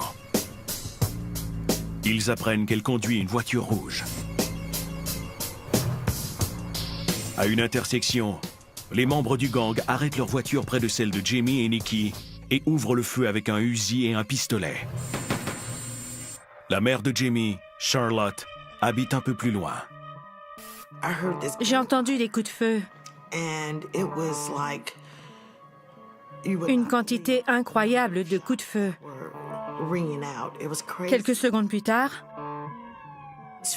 on a frappé à ma porte. Je suis allée ouvrir et une fille a dit « Venez ». Et d'autres jeunes de Los Angeles ont commencé à se dire que tant qu'à faire partie d'un gang, il ferait mieux de joindre les Crips. À la suite de ce meurtre très médiatisé,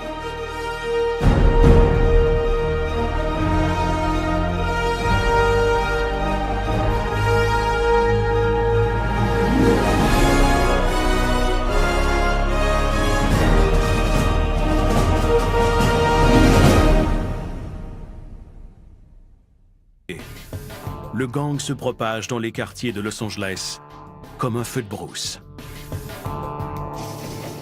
Un Crip, c'est l'unité, le pouvoir, la communication.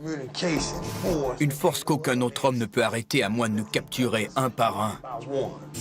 Et aussi la discipline. C'est comme une armée. Mais les généraux de cette armée ne tarderont pas à s'approcher trop près des flammes.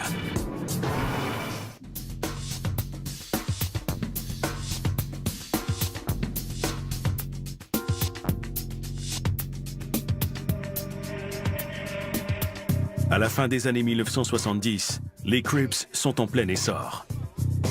Le gang, qui a débuté avec une poignée de jeunes du East Side de Los Angeles, a progressé au point d'inclure 45 bandes différentes dans la ville. En février 1979, Stanley Tookie Williams dirige les puissants West Side Crips, ce qui l'amène parfois à donner à ses soldats une leçon de crippin'. Il a envoyé 2 ou 3 gars commettre un vol dans une petite épicerie. Ils en sont ressortis sans avoir rien fait parce qu'il y avait des témoins. Ça l'a rendu furieux. Tookie les conduit alors à une autre petite épicerie située plus loin dans la rue. Un jeune homme d'une vingtaine d'années travaillait à cet endroit. Tookie a dit « Je vais vous montrer comment faire ». Il a volé des trucs et il a ordonné au jeune homme de se coucher par terre. Alors que le commis est étendu face contre terre, Williams lui tire 2 fois dans le dos.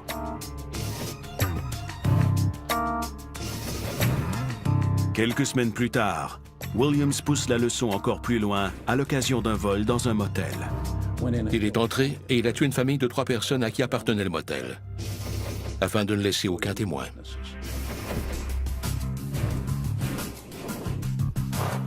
Williams est capturé plus tard et reconnu coupable des 4 meurtres. Il se retrouve dans l'aile des condamnés à mort de la prison d'État de San Quentin. 5 mois après l'arrestation de Tookie pour les meurtres, la direction des Crips subit un autre coup dur. Raymond Washington, fondateur et co-capitaine du gang, est tué par balle dans les rues de South Central, fort probablement par un des siens.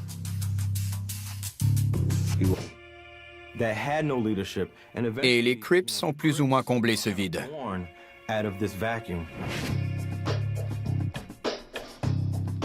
Un garçon de 15 ans, Raymond Washington, commence à rassembler un petit groupe de jeunes qui fréquentent l'école secondaire Fremont dans East Side.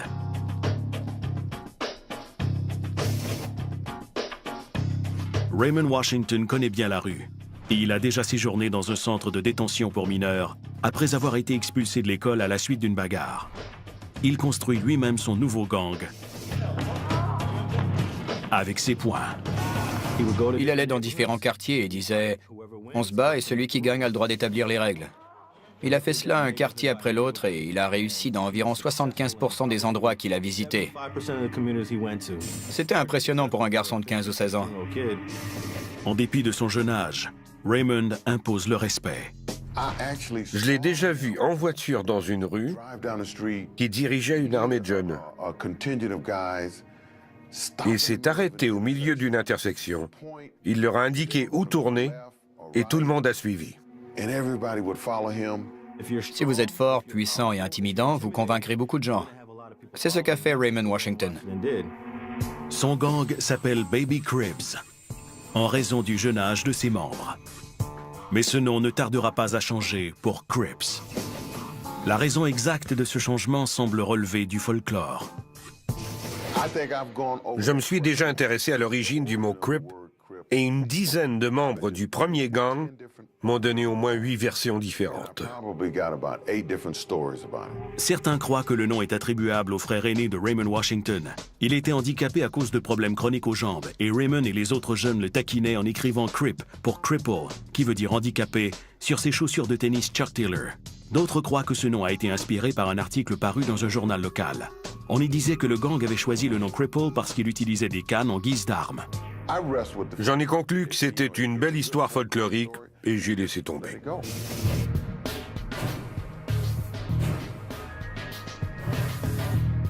Au début des années 1970, l'influence des Crips s'étend aux salles de classe.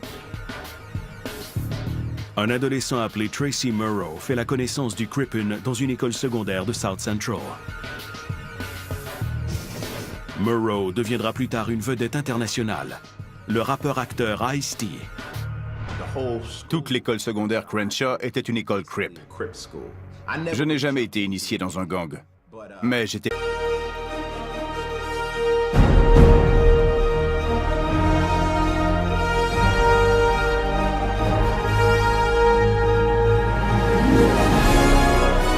En 1965. Des émeutes éclatent dans le quartier Watts de South Central. À la suite d'un incident au cours duquel un automobiliste a été arrêté, les citoyens manifestent dans la rue pendant 6 jours. Plusieurs ne sont pas surpris, car la colère grondait depuis plusieurs années dans la communauté. À cette époque, on parlait beaucoup de brutalité policière. Au début des années 1960, le climat était propice à une émeute, et c'est ce qui s'est produit.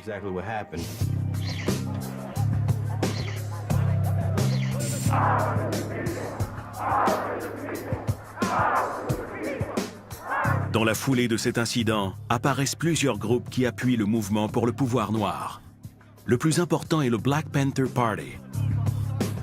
Les Black Panthers sont militants et passionnés. Le directeur du FBI, J. Edgar Hoover, estime même qu'il représente la pire menace pour la sécurité intérieure du pays. Mais les citoyens de South Central à Los Angeles voient les choses différemment. Ils voulaient assainir le quartier, prévenir la criminalité et s'assurer que la loi soit appliquée de façon équitable pour la communauté noire. Akil Bashir se joint aux Black Panthers à 16 ans. On a commencé comme un groupe de patrouilleurs. On patrouillait les rues et on surveillait les agissements de la police.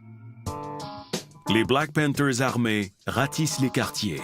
La plupart avaient leur fusil dans une main et leur recueil de loi dans l'autre. On faisait de la surveillance. En 1969, les leaders des Black Panthers de Los Angeles, Bunchy Carter et John Huggins, sont assassinés alors qu'ils assistent à une rencontre de l'Union des étudiants noirs sur le campus de l'Université de Californie. Une fois ces leaders disparus, ils sont faux de peu que le mouvement des Black Panthers de Los Angeles mette fin à ses activités.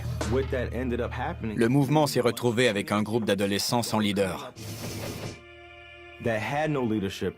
Et les Crips ont plus ou moins comblé ce vide.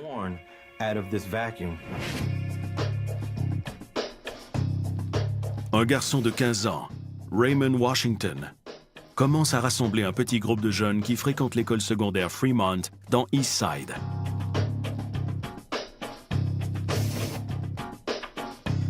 Raymond Washington connaît bien la rue et il a déjà séjourné dans un centre de détention pour mineurs après avoir été expulsé de l'école à la suite d'une bagarre. Il construit lui-même son nouveau gang avec ses poings. Il allait dans différents quartiers et disait « On se bat et celui qui gagne a le droit d'établir les règles ». Il a fait cela un quartier après l'autre et il a réussi dans environ 75% des endroits qu'il a visités. C'était impressionnant. C'est à partir de ce moment-là que tout le monde a commencé à dire « Les Crips ne meurent pas, ils se multiplient. Crip ou crève ». Raymond Washington poursuit sa campagne dans South Central, intégrant à son gang des plus petits groupes et leurs leaders, y compris un garçon du West Side nommé Tookie Williams. Il dirigeait un groupe de jeunes de l'école secondaire fréquentée par Washington. Raymond et lui se sont apparemment rencontrés. J'ignore s'il y a eu une bagarre, mais à un moment donné, Tookie a décidé de se joindre aux Crips et il a fini par devenir leader des West Side Crips. Tookie Williams devient immédiatement une figure emblématique du Crippin'. Si on voulait trouver un symbole pour représenter les gangs et les Crips, le physique de Tookie serait idéal. C'est un passionné de culturisme et ses muscles sont semblables à une armure. Je ne suis pas gay, mais je dois reconnaître qu'il était un très bel homme. Tookie était le Clark Gable des Crips. Il rehaussait notre image. Tout le monde le respecte. Ma copine de l'époque était sur la galerie et elle est entrée me dire qu'un gars l'embêtait.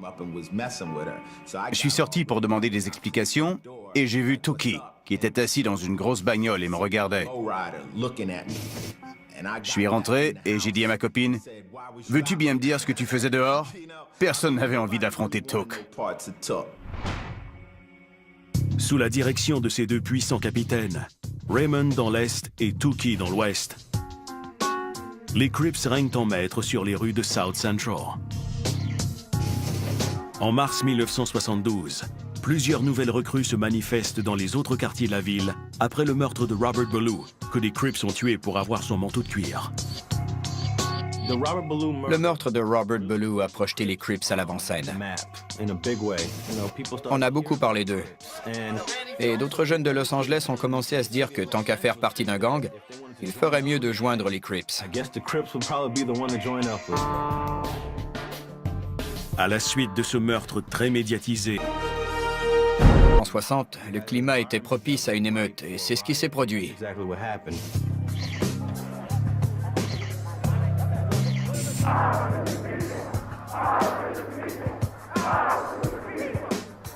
Dans la foulée de cet incident, apparaissent plusieurs groupes qui appuient le mouvement pour le pouvoir noir.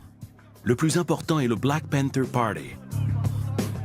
Les Black Panthers sont militants et passionnés. Le directeur du FBI, J. Edgar Hoover, estime même qu'il représente la pire menace pour la sécurité intérieure du pays. Mais les citoyens de South Central à Los Angeles voient les choses différemment. Ils voulaient assainir le quartier, prévenir la criminalité et s'assurer que... Les leaders des bandes rivales Blood et Crip décident de se parler. Aidés par les forces de l'ordre, ils se rencontrent pour un sommet de la paix. We need peace. We need to stop the killing. That's the main thing. We need peace among us black people because of the simple fact we all live in South Central, and if we kill each other in South Central, where else do we have to go? Les deux parties en viennent à une entente. Elles s'engagent à se respecter mutuellement et à mettre fin à la tuerie. Certains disent que la paix a duré quelques mois, d'autres disent quelques années. Les trêves entre Bloods et Crips ne durent jamais très longtemps. Il arrive toujours quelque chose. Certains quartiers deviennent néanmoins un peu plus sécuritaires après la trêve. En 1993, les meurtres de gangs à Los Angeles diminuent de plus de 10%. Ça a été une bonne période pour les gangs à Los Angeles, car on a découvert qu'ils pouvaient s'entendre. D'autres changements se produisent dans l'univers des Crips.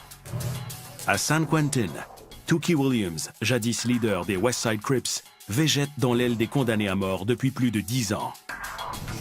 En 2000, Williams renonce à son passé criminel et demande pardon publiquement pour avoir propagé la mentalité des Crips. Il se sentait sans doute responsable de la façon dont les choses s'étaient passées par la suite. Tookie Williams coécrit une série de livres pour enfants et lance un site web qui présente des messages anti-gang destinés aux enfants et aux adultes. En 2001, ses efforts lui valent d'obtenir une nomination pour le prix Nobel de la paix proposé par le Parlement suisse. Alors que la date prévue pour l'exécution de Williams approche, des célébrités s'emparent de l'affaire et tentent de faire annuler sa condamnation à mort. D'autres ne sont pas prêts à considérer Williams comme un modèle. Ce qui me dérangeait le plus dans tout ce qu'on racontait au sujet de Tookie, c'était qu'il allait débarrasser Los Angeles des gangs de rue. Foutaise! Il y a des gars qui ont grandi avec Tookie, qui vivaient dans le même quartier, dans les mêmes rues que Tookie, et qui n'ont jamais tué ou été accusés d'avoir tué quelqu'un.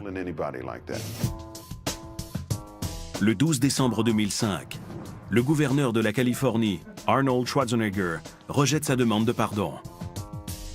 Le lendemain, Stanley Tookie Williams est exécuté par injection létale. La culpabilité ressentie par Tookie Williams est partagée par d'autres individus. Certains des premiers membres du gang, connus sous le nom de OG, veulent passer à autre chose. Lil Rick survit.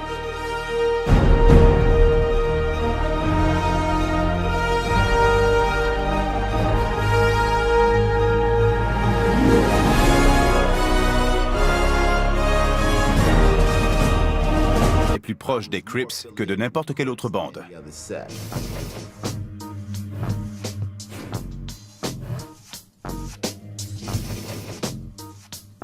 Les Crips se reconnaissent facilement dans les corridors. Ils ont adopté la couleur bleue et la portent avec fierté. Porter du bleu à l'époque, c'était cool. Mais ce n'est pas suffisant pour ressembler à un Crip. Il faut aussi savoir bouger comme un Crip.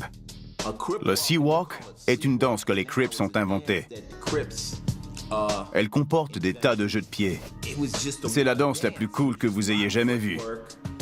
Quand un gars faisait le Sea-Walk, ça voulait dire qu'il était dans le gang. Et quand il réussissait à bouger ses mains en même temps que ses pieds, ça ressemblait presque à une danse de guerre. L'influence des Crips refera surface dans la musique de Ice-T. Vous voulez entendre un rap de gang? Strolling through the city in the middle of the night, on my left and on my right, yelling ripped every I see. If you bad enough, come fuck with me. Les Crips ne sont pas seuls dans South Central. Dans West Side, des gangs comme les Smacks contrôlent les rues. Un des leaders des Smacks est Barefoot Pookie.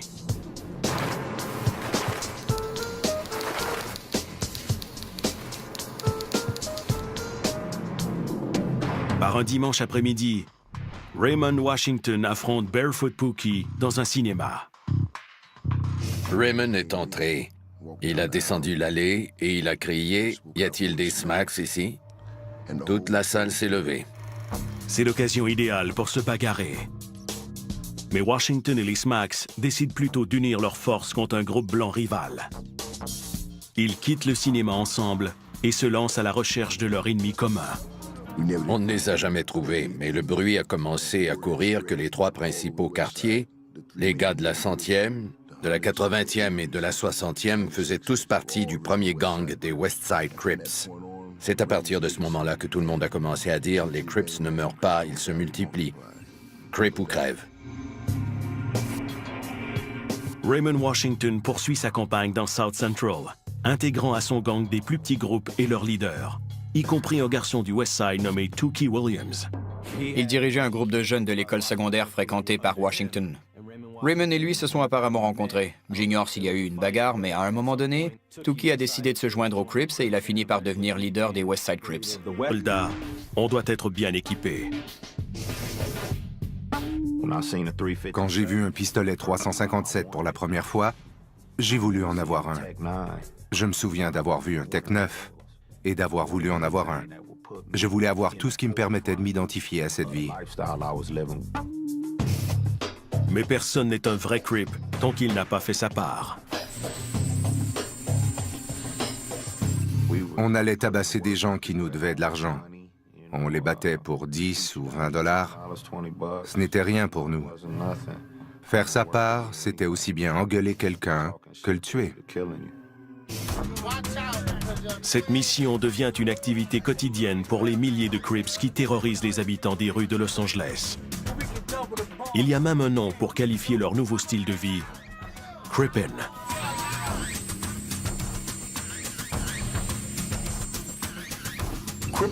Le Crippin' consiste à tout faire à fond la caisse sans se poser de questions. Ils tuent ou se bagarrent sans penser « Oh, c'est ma mère » ou « C'est le petit frère de quelqu'un que je connais ». Ça fait partie de leur vie Et leur vie, c'est d'être membre d'un gang de rue. Voilà ce qu'est le Crippin'. Et avec le Crippin', il vaut mieux ne pas faire trop de projets à long terme. On vit dans le présent, on ne sait rien du lendemain. Il faut profiter de ce qu'on a aujourd'hui.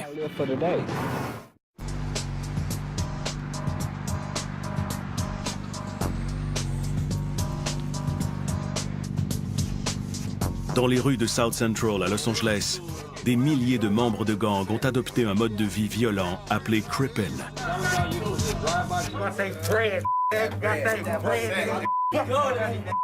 C'est une culture sans loi et sans remords. On prend tout ce qu'on veut, quelles que soient les conséquences. Mars 1972. Au Hollywood Palladium, un groupe de Crips accoste 5 garçons qui sortent d'un concert. Robert Ballou, âgé de 16 ans, refuse de leur remettre son manteau de cuir et une bagarre éclate. Voler les manteaux de cuir était une de nos activités. Ça faisait partie du Crippin'.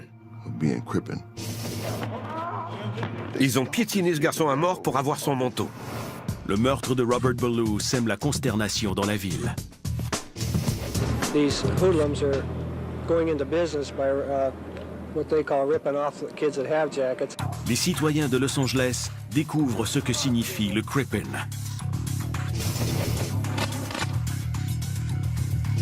Mais le gang a pris racine longtemps auparavant. Si on voulait trouver un symbole pour représenter les gangs et les Crips, le physique de Tookie serait idéal. C'est un passionné de culturisme et ses muscles sont semblables à une armure. Je ne suis pas gay, mais je dois reconnaître qu'il était un très bel homme. Tookie était le Clark Gable des Crips. Il rehaussait notre image. Tout le monde le respecte. Ma copine de l'époque était sur la galerie et elle est entrée me dire qu'un gars l'embêtait. Je suis sorti pour demander des explications et j'ai vu Tookie qui était assis dans une grosse bagnole et me regardait. Je suis rentré et j'ai dit à ma copine, « Veux-tu bien me dire ce que tu faisais dehors ?» Personne n'avait envie d'affronter Took. Sous la direction de ces deux puissants capitaines, Raymond dans l'Est et Tookie dans l'Ouest, les Crips règnent en maître sur les rues de South Central.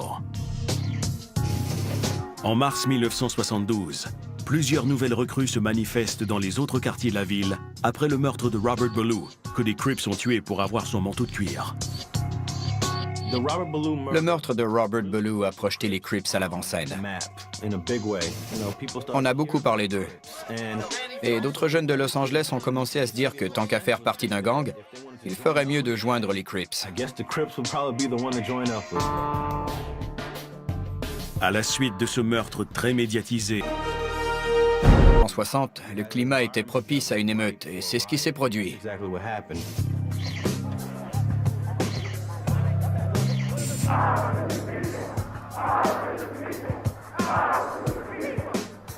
Dans la foulée de cet incident, apparaissent plusieurs groupes qui appuient le mouvement pour le pouvoir noir. Le plus important est le Black Panther Party. Les Black Panthers sont militants et passionnés. Le directeur du FBI, J. Edgar Hoover, estime même qu'il représente la pire menace pour la sécurité intérieure du pays. Mais les citoyens de South Central à Los Angeles voient les choses différemment. Ils voulaient assainir le quartier, prévenir la criminalité et s'assurer que la loi soit appliquée de façon équitable pour la communauté noire. Akil Bashir se joint aux Black Panthers à 16 ans. On a commencé comme un groupe de patrouilleurs. On patrouillait les rues et on surveillait les agissements de la police. Les Black Panthers armés ratissent les quartiers. La plupart avaient leur fusil dans une main et leur recueil de loi dans l'autre. On faisait de la surveillance. En 1969, les leaders des Black Panthers de Los Angeles, Bunchy Carter et John Huggins, sont assassinés alors qu'ils assistent à une rencontre. Ces jeunes filles ont tenté de retourner chez elles, mais elles ne se sont pas rendues. Ces enfants n'ont jamais compris ce qui leur arrivait. Les membres du gang ont repéré leur cible, une voiture rouge conduite par une jeune femme. Quand les policiers m'ont dit que c'était une erreur, je leur ai répondu, ce n'est pas une erreur, c'est un meurtre. Des dizaines d'années plus tard, la tragédie vécue par Charlotte reste un fait divers parmi tant d'autres dans les rues infestées de Crips de Los Angeles. Dans cette ville surnommée la capitale mondiale des gangs de rue, l'armée des Crips est au pouvoir.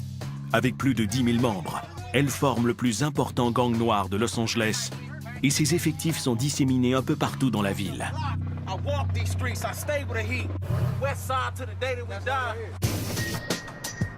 Mais leur base principale se trouve dans South Central, un secteur d'une centaine de kilomètres carrés situé à Los Angeles. C'est ici que je suis né et que j'ai grandi. Personne ne peut m'enlever ça. Je sais où je me sens chez moi et où mon cœur se trouve. Les Crips partagent leur territoire de South Central entre l'East Side et le West Side, que sépare l'autoroute Harbor. Le gang est partagé lui aussi. Plus de 200 bandes contrôlent des dizaines de quartiers de South Central et des environs. Chaque bande a son propre nom et ses propres chefs.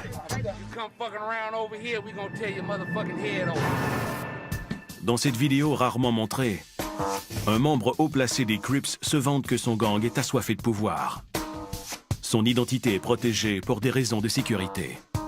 Être membre des Crips dépasse tout ce qu'on peut aimer dans la vie.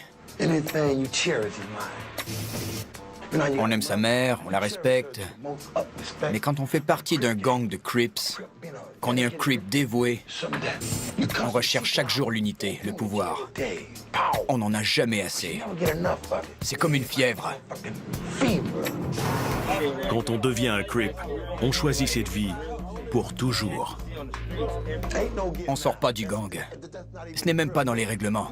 Quand on est Crip, on reste Crip pour toujours. On peut ralentir, mais on part jamais. En 1974, un adolescent appelé Barry Bryant décide de devenir un Crip.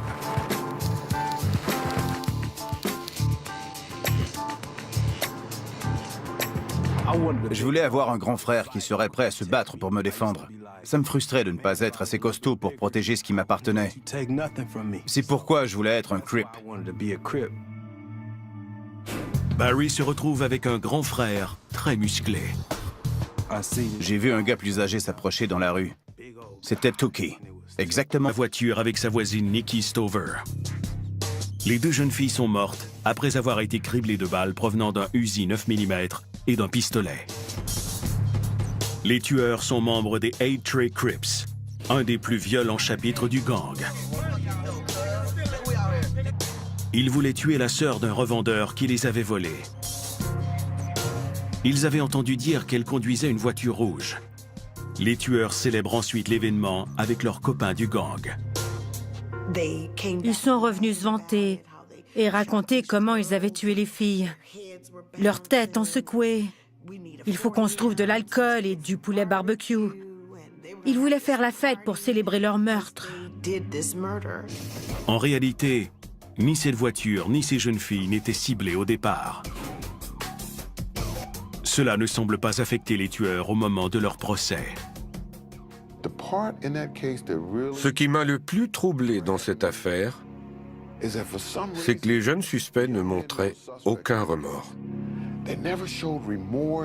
Même lorsque les parents des victimes parlaient de leurs enfants, je les entendais rigoler. Le procès rappelle une réalité qui glace le sang et déconcerte même des policiers aussi aguerris que Ken Bell.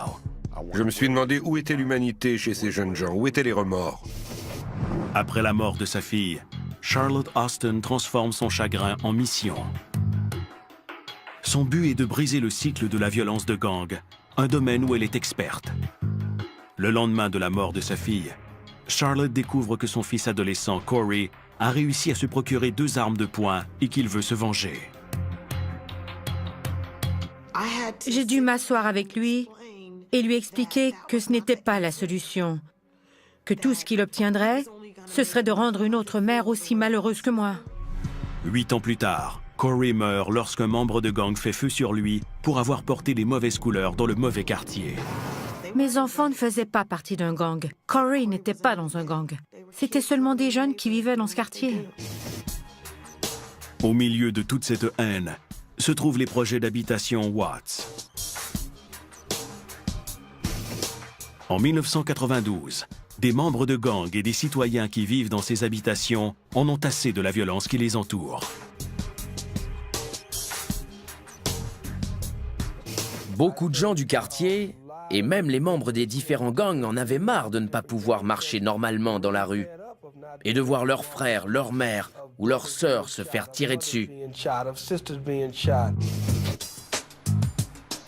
Les leaders des bandes rivales Blood et Crip décident de se parler. Aidés par les forces de l'ordre, ils se rencontrent pour un sommet de la paix. Discipline, c'est comme une armée. Mais les généraux de cette armée ne tarderont pas à s'approcher trop près des flammes.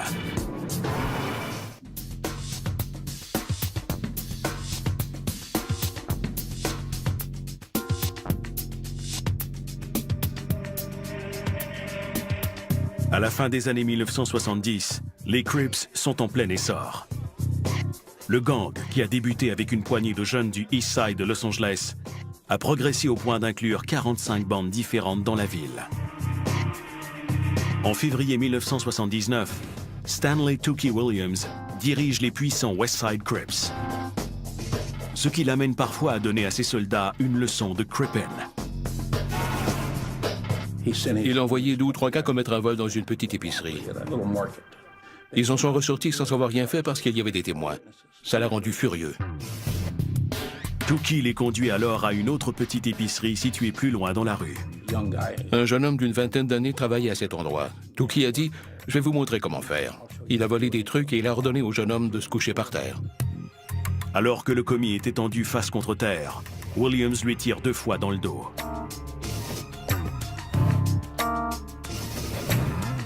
Quelques semaines plus tard, Williams pousse la leçon encore plus loin à l'occasion d'un vol dans un motel.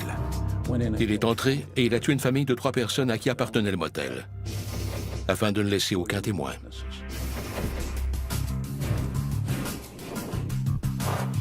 Williams est capturé plus tard et reconnu coupable des 4 meurtres.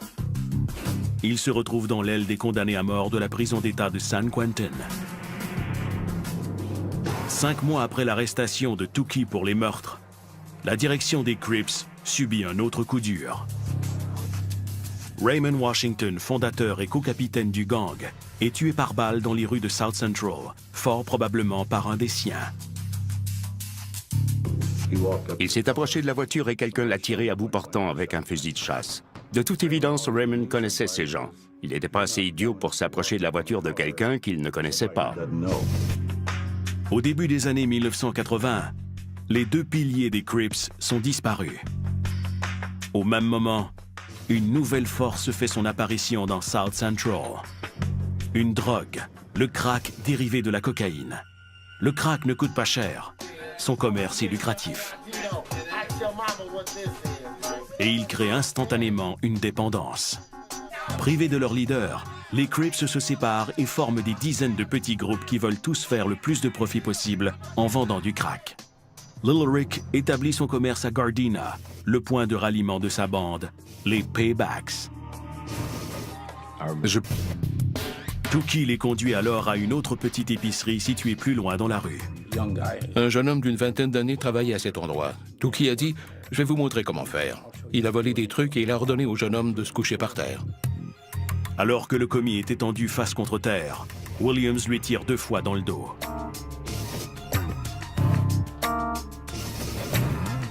Quelques semaines plus tard, Williams pousse la leçon encore plus loin à l'occasion d'un vol dans un motel.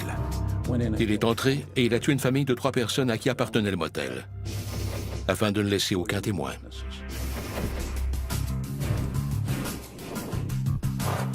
Williams est capturé plus tard et reconnu coupable des 4 meurtres. Il se retrouve dans l'aile des condamnés à mort de la prison d'État de San Quentin. 5 mois après l'arrestation de Tookie pour les meurtres, la direction des Crips subit un autre coup dur. Raymond Washington, fondateur et co-capitaine du gang, est tué par balle dans les rues de South Central, fort probablement par un des siens. Il s'est approché de la voiture et quelqu'un l'a tiré à bout portant avec un fusil de chasse. De toute évidence, Raymond connaissait ces gens. Il n'était pas assez idiot pour s'approcher de la voiture de quelqu'un qu'il ne connaissait pas. Au début des années 1980, les deux piliers des Crips sont disparus. Au même moment, une nouvelle force fait son apparition dans South Central. Une drogue, le crack dérivé de la cocaïne. Le crack ne coûte pas cher. Son commerce est lucratif. Et il crée instantanément une dépendance. Privés de leur leader, les Crips se séparent et forment des dizaines de petits groupes qui veulent tous faire le plus de profit possible en vendant du crack. Lil Rick établit son commerce à Gardena, le point de ralliement de sa bande, les Paybacks. Je pouvais facilement gagner 2 ou 3 000 $ par jour en vendant du crack. Et ça, c'était une petite journée. Soudain, plus rien n'est inaccessible. C'était très motivant, car on n'avait pas besoin d'aller travailler. On n'avait de compte à rendre à personne. On faisait ce qu'on voulait, et on ne regardait pas les étiquettes. On entrait dans un magasin et on achetait. Compte tenu des énormes profits en jeu, la compétition s'intensifie dans les rues. Le fait que le crack rapportait tant d'argent a semé une certaine confusion dans les gangs. Tout le monde se demandait qui allait vendre à quel endroit, à quel moment. Les anciens ennemis ont maintenant de nouvelles raisons de se quereller. Les ennemis les plus puissants des Crips sont les Bloods. Au début des années 1970, des petits groupes se sont rassemblés sous le nom de Blood, dont We need peace among us black people because of the simple fact we all live in South Central, and if we kill each other in South Central, where else do we have to go? les deux parties en viennent à une entente. Elles s'engagent à se respecter mutuellement et à mettre fin à la tuerie. Certains disent que la paix a duré quelques mois, d'autres disent quelques années. Les trêves entre Bloods et Crips ne durent jamais très longtemps. Il arrive toujours quelque chose. Certains quartiers deviennent néanmoins un peu plus sécuritaires après la trêve. En 1993, les meurtres de gangs à Los Angeles diminuent de plus de 10%. Ça a été une bonne période pour les gangs à Los Angeles, car on a découvert qu'ils pouvaient s'entendre. D'autres changements se produisent dans l'univers des Crips. À San Quentin, Tookie Williams, jadis leader des West Side Crips, végète dans l'aile des condamnés à mort depuis plus de 10 ans. En 2000, Williams renonce à son passé criminel et demande pardon publiquement pour avoir propagé la mentalité des Crips. Il se sentait sans doute responsable de la façon dont les choses s'étaient passées par la suite. Tookie Williams coécrit une série de livres pour enfants et lance un site web qui présente des messages anti-gang destinés aux enfants et aux adultes. En 2001, ses efforts lui valent d'obtenir une nomination pour le prix Nobel de la paix proposé par le Parlement suisse. Alors que la date prévue pour l'exécution de Williams approche, des célébrités s'emparent de l'affaire et tentent de faire annuler sa condamnation à mort. D'autres ne sont pas prêts à considérer Williams comme un modèle. Ce qui me dérangeait le plus dans tout ce qu'on racontait au sujet de Tookie, c'était qu'il allait débarrasser Los Angeles des gangs de rue. Foutaise! Il y a des gars qui ont grandi avec Tookie, qui vivaient dans le même quartier, dans les mêmes rues que Tookie, et qui n'ont jamais tué ou été accusés d'avoir tué quelqu'un. Le 12 décembre 2005, le gouverneur de la Californie, Arnold Schwarzenegger, rejette sa demande de pardon. Le lendemain, Stanley Tookie Williams est exécuté par injection létale. La culpabilité ressentie par Tookie Williams est partagée par d'autres individus. Certains des premiers membres du gang, connus sous le nom de OG, veulent passer à autre chose. Lil Rick survit à son séjour en prison et à sa consommation abusive d'alcool et d'autres drogues. À 33 ans, il prend une décision qui va transformer sa vie. Je ne suis pas du genre gourou ou religieux. Tout ce que je sais, c'est qu'il s'est produit quelque chose en moi. Je n'en pouvais plus. Je l'ai déjà vu en voiture dans une rue qui dirigeait une armée de jeunes. Il s'est arrêté au milieu d'une intersection. Il leur a indiqué où tourner et tout le monde a suivi. Si vous êtes fort, puissant et intimidant, vous convaincrez beaucoup de gens. C'est ce qu'a fait Raymond Washington. Son gang s'appelle Baby Crips, en raison du jeune âge de ses membres. Mais ce nom ne tardera pas à changer pour Crips. La raison exacte de ce changement semble relever du folklore. Je me suis déjà intéressé à l'origine du mot Crip et une dizaine de membres du premier gang m'ont donné au moins 8 versions différentes. Certains croient que le nom est attribuable au frère aîné de Raymond Washington. Il était handicapé à cause de problèmes chroniques aux jambes, et Raymond et les autres jeunes le taquinaient en écrivant Crip pour cripple, qui veut dire handicapé, sur ses chaussures de tennis Chuck Taylor. D'autres croient que ce nom a été inspiré par un article paru dans un journal local. On y disait que le gang avait choisi le nom Cripple parce qu'il utilisait des cannes en guise d'armes.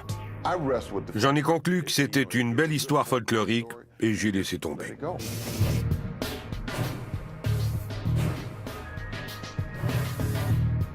Au début des années 1970, l'influence des Crips s'étend aux salles de classe. Un adolescent appelé Tracy Murrow fait la connaissance du Crippin dans une école secondaire de South Central. Murrow deviendra plus tard une vedette internationale, le rappeur-acteur Ice-T. Toute l'école secondaire Crenshaw était une école Crip. Je n'ai jamais été initié dans un gang, mais j'étais...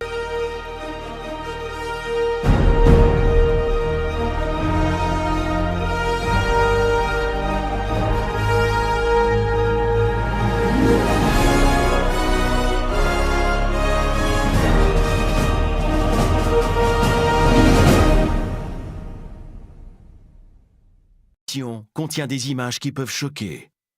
Elle s'adresse à un public averti.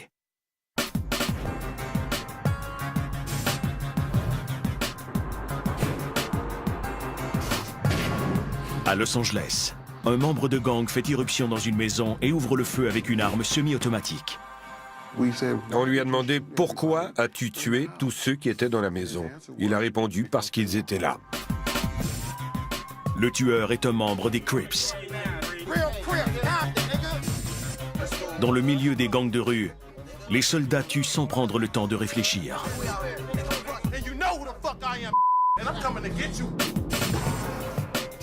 Quand un garçon de 13 ans peut vous faire sauter la cervelle et retourner à son jeu vidéo comme si de rien n'était, il y a quelque chose qui...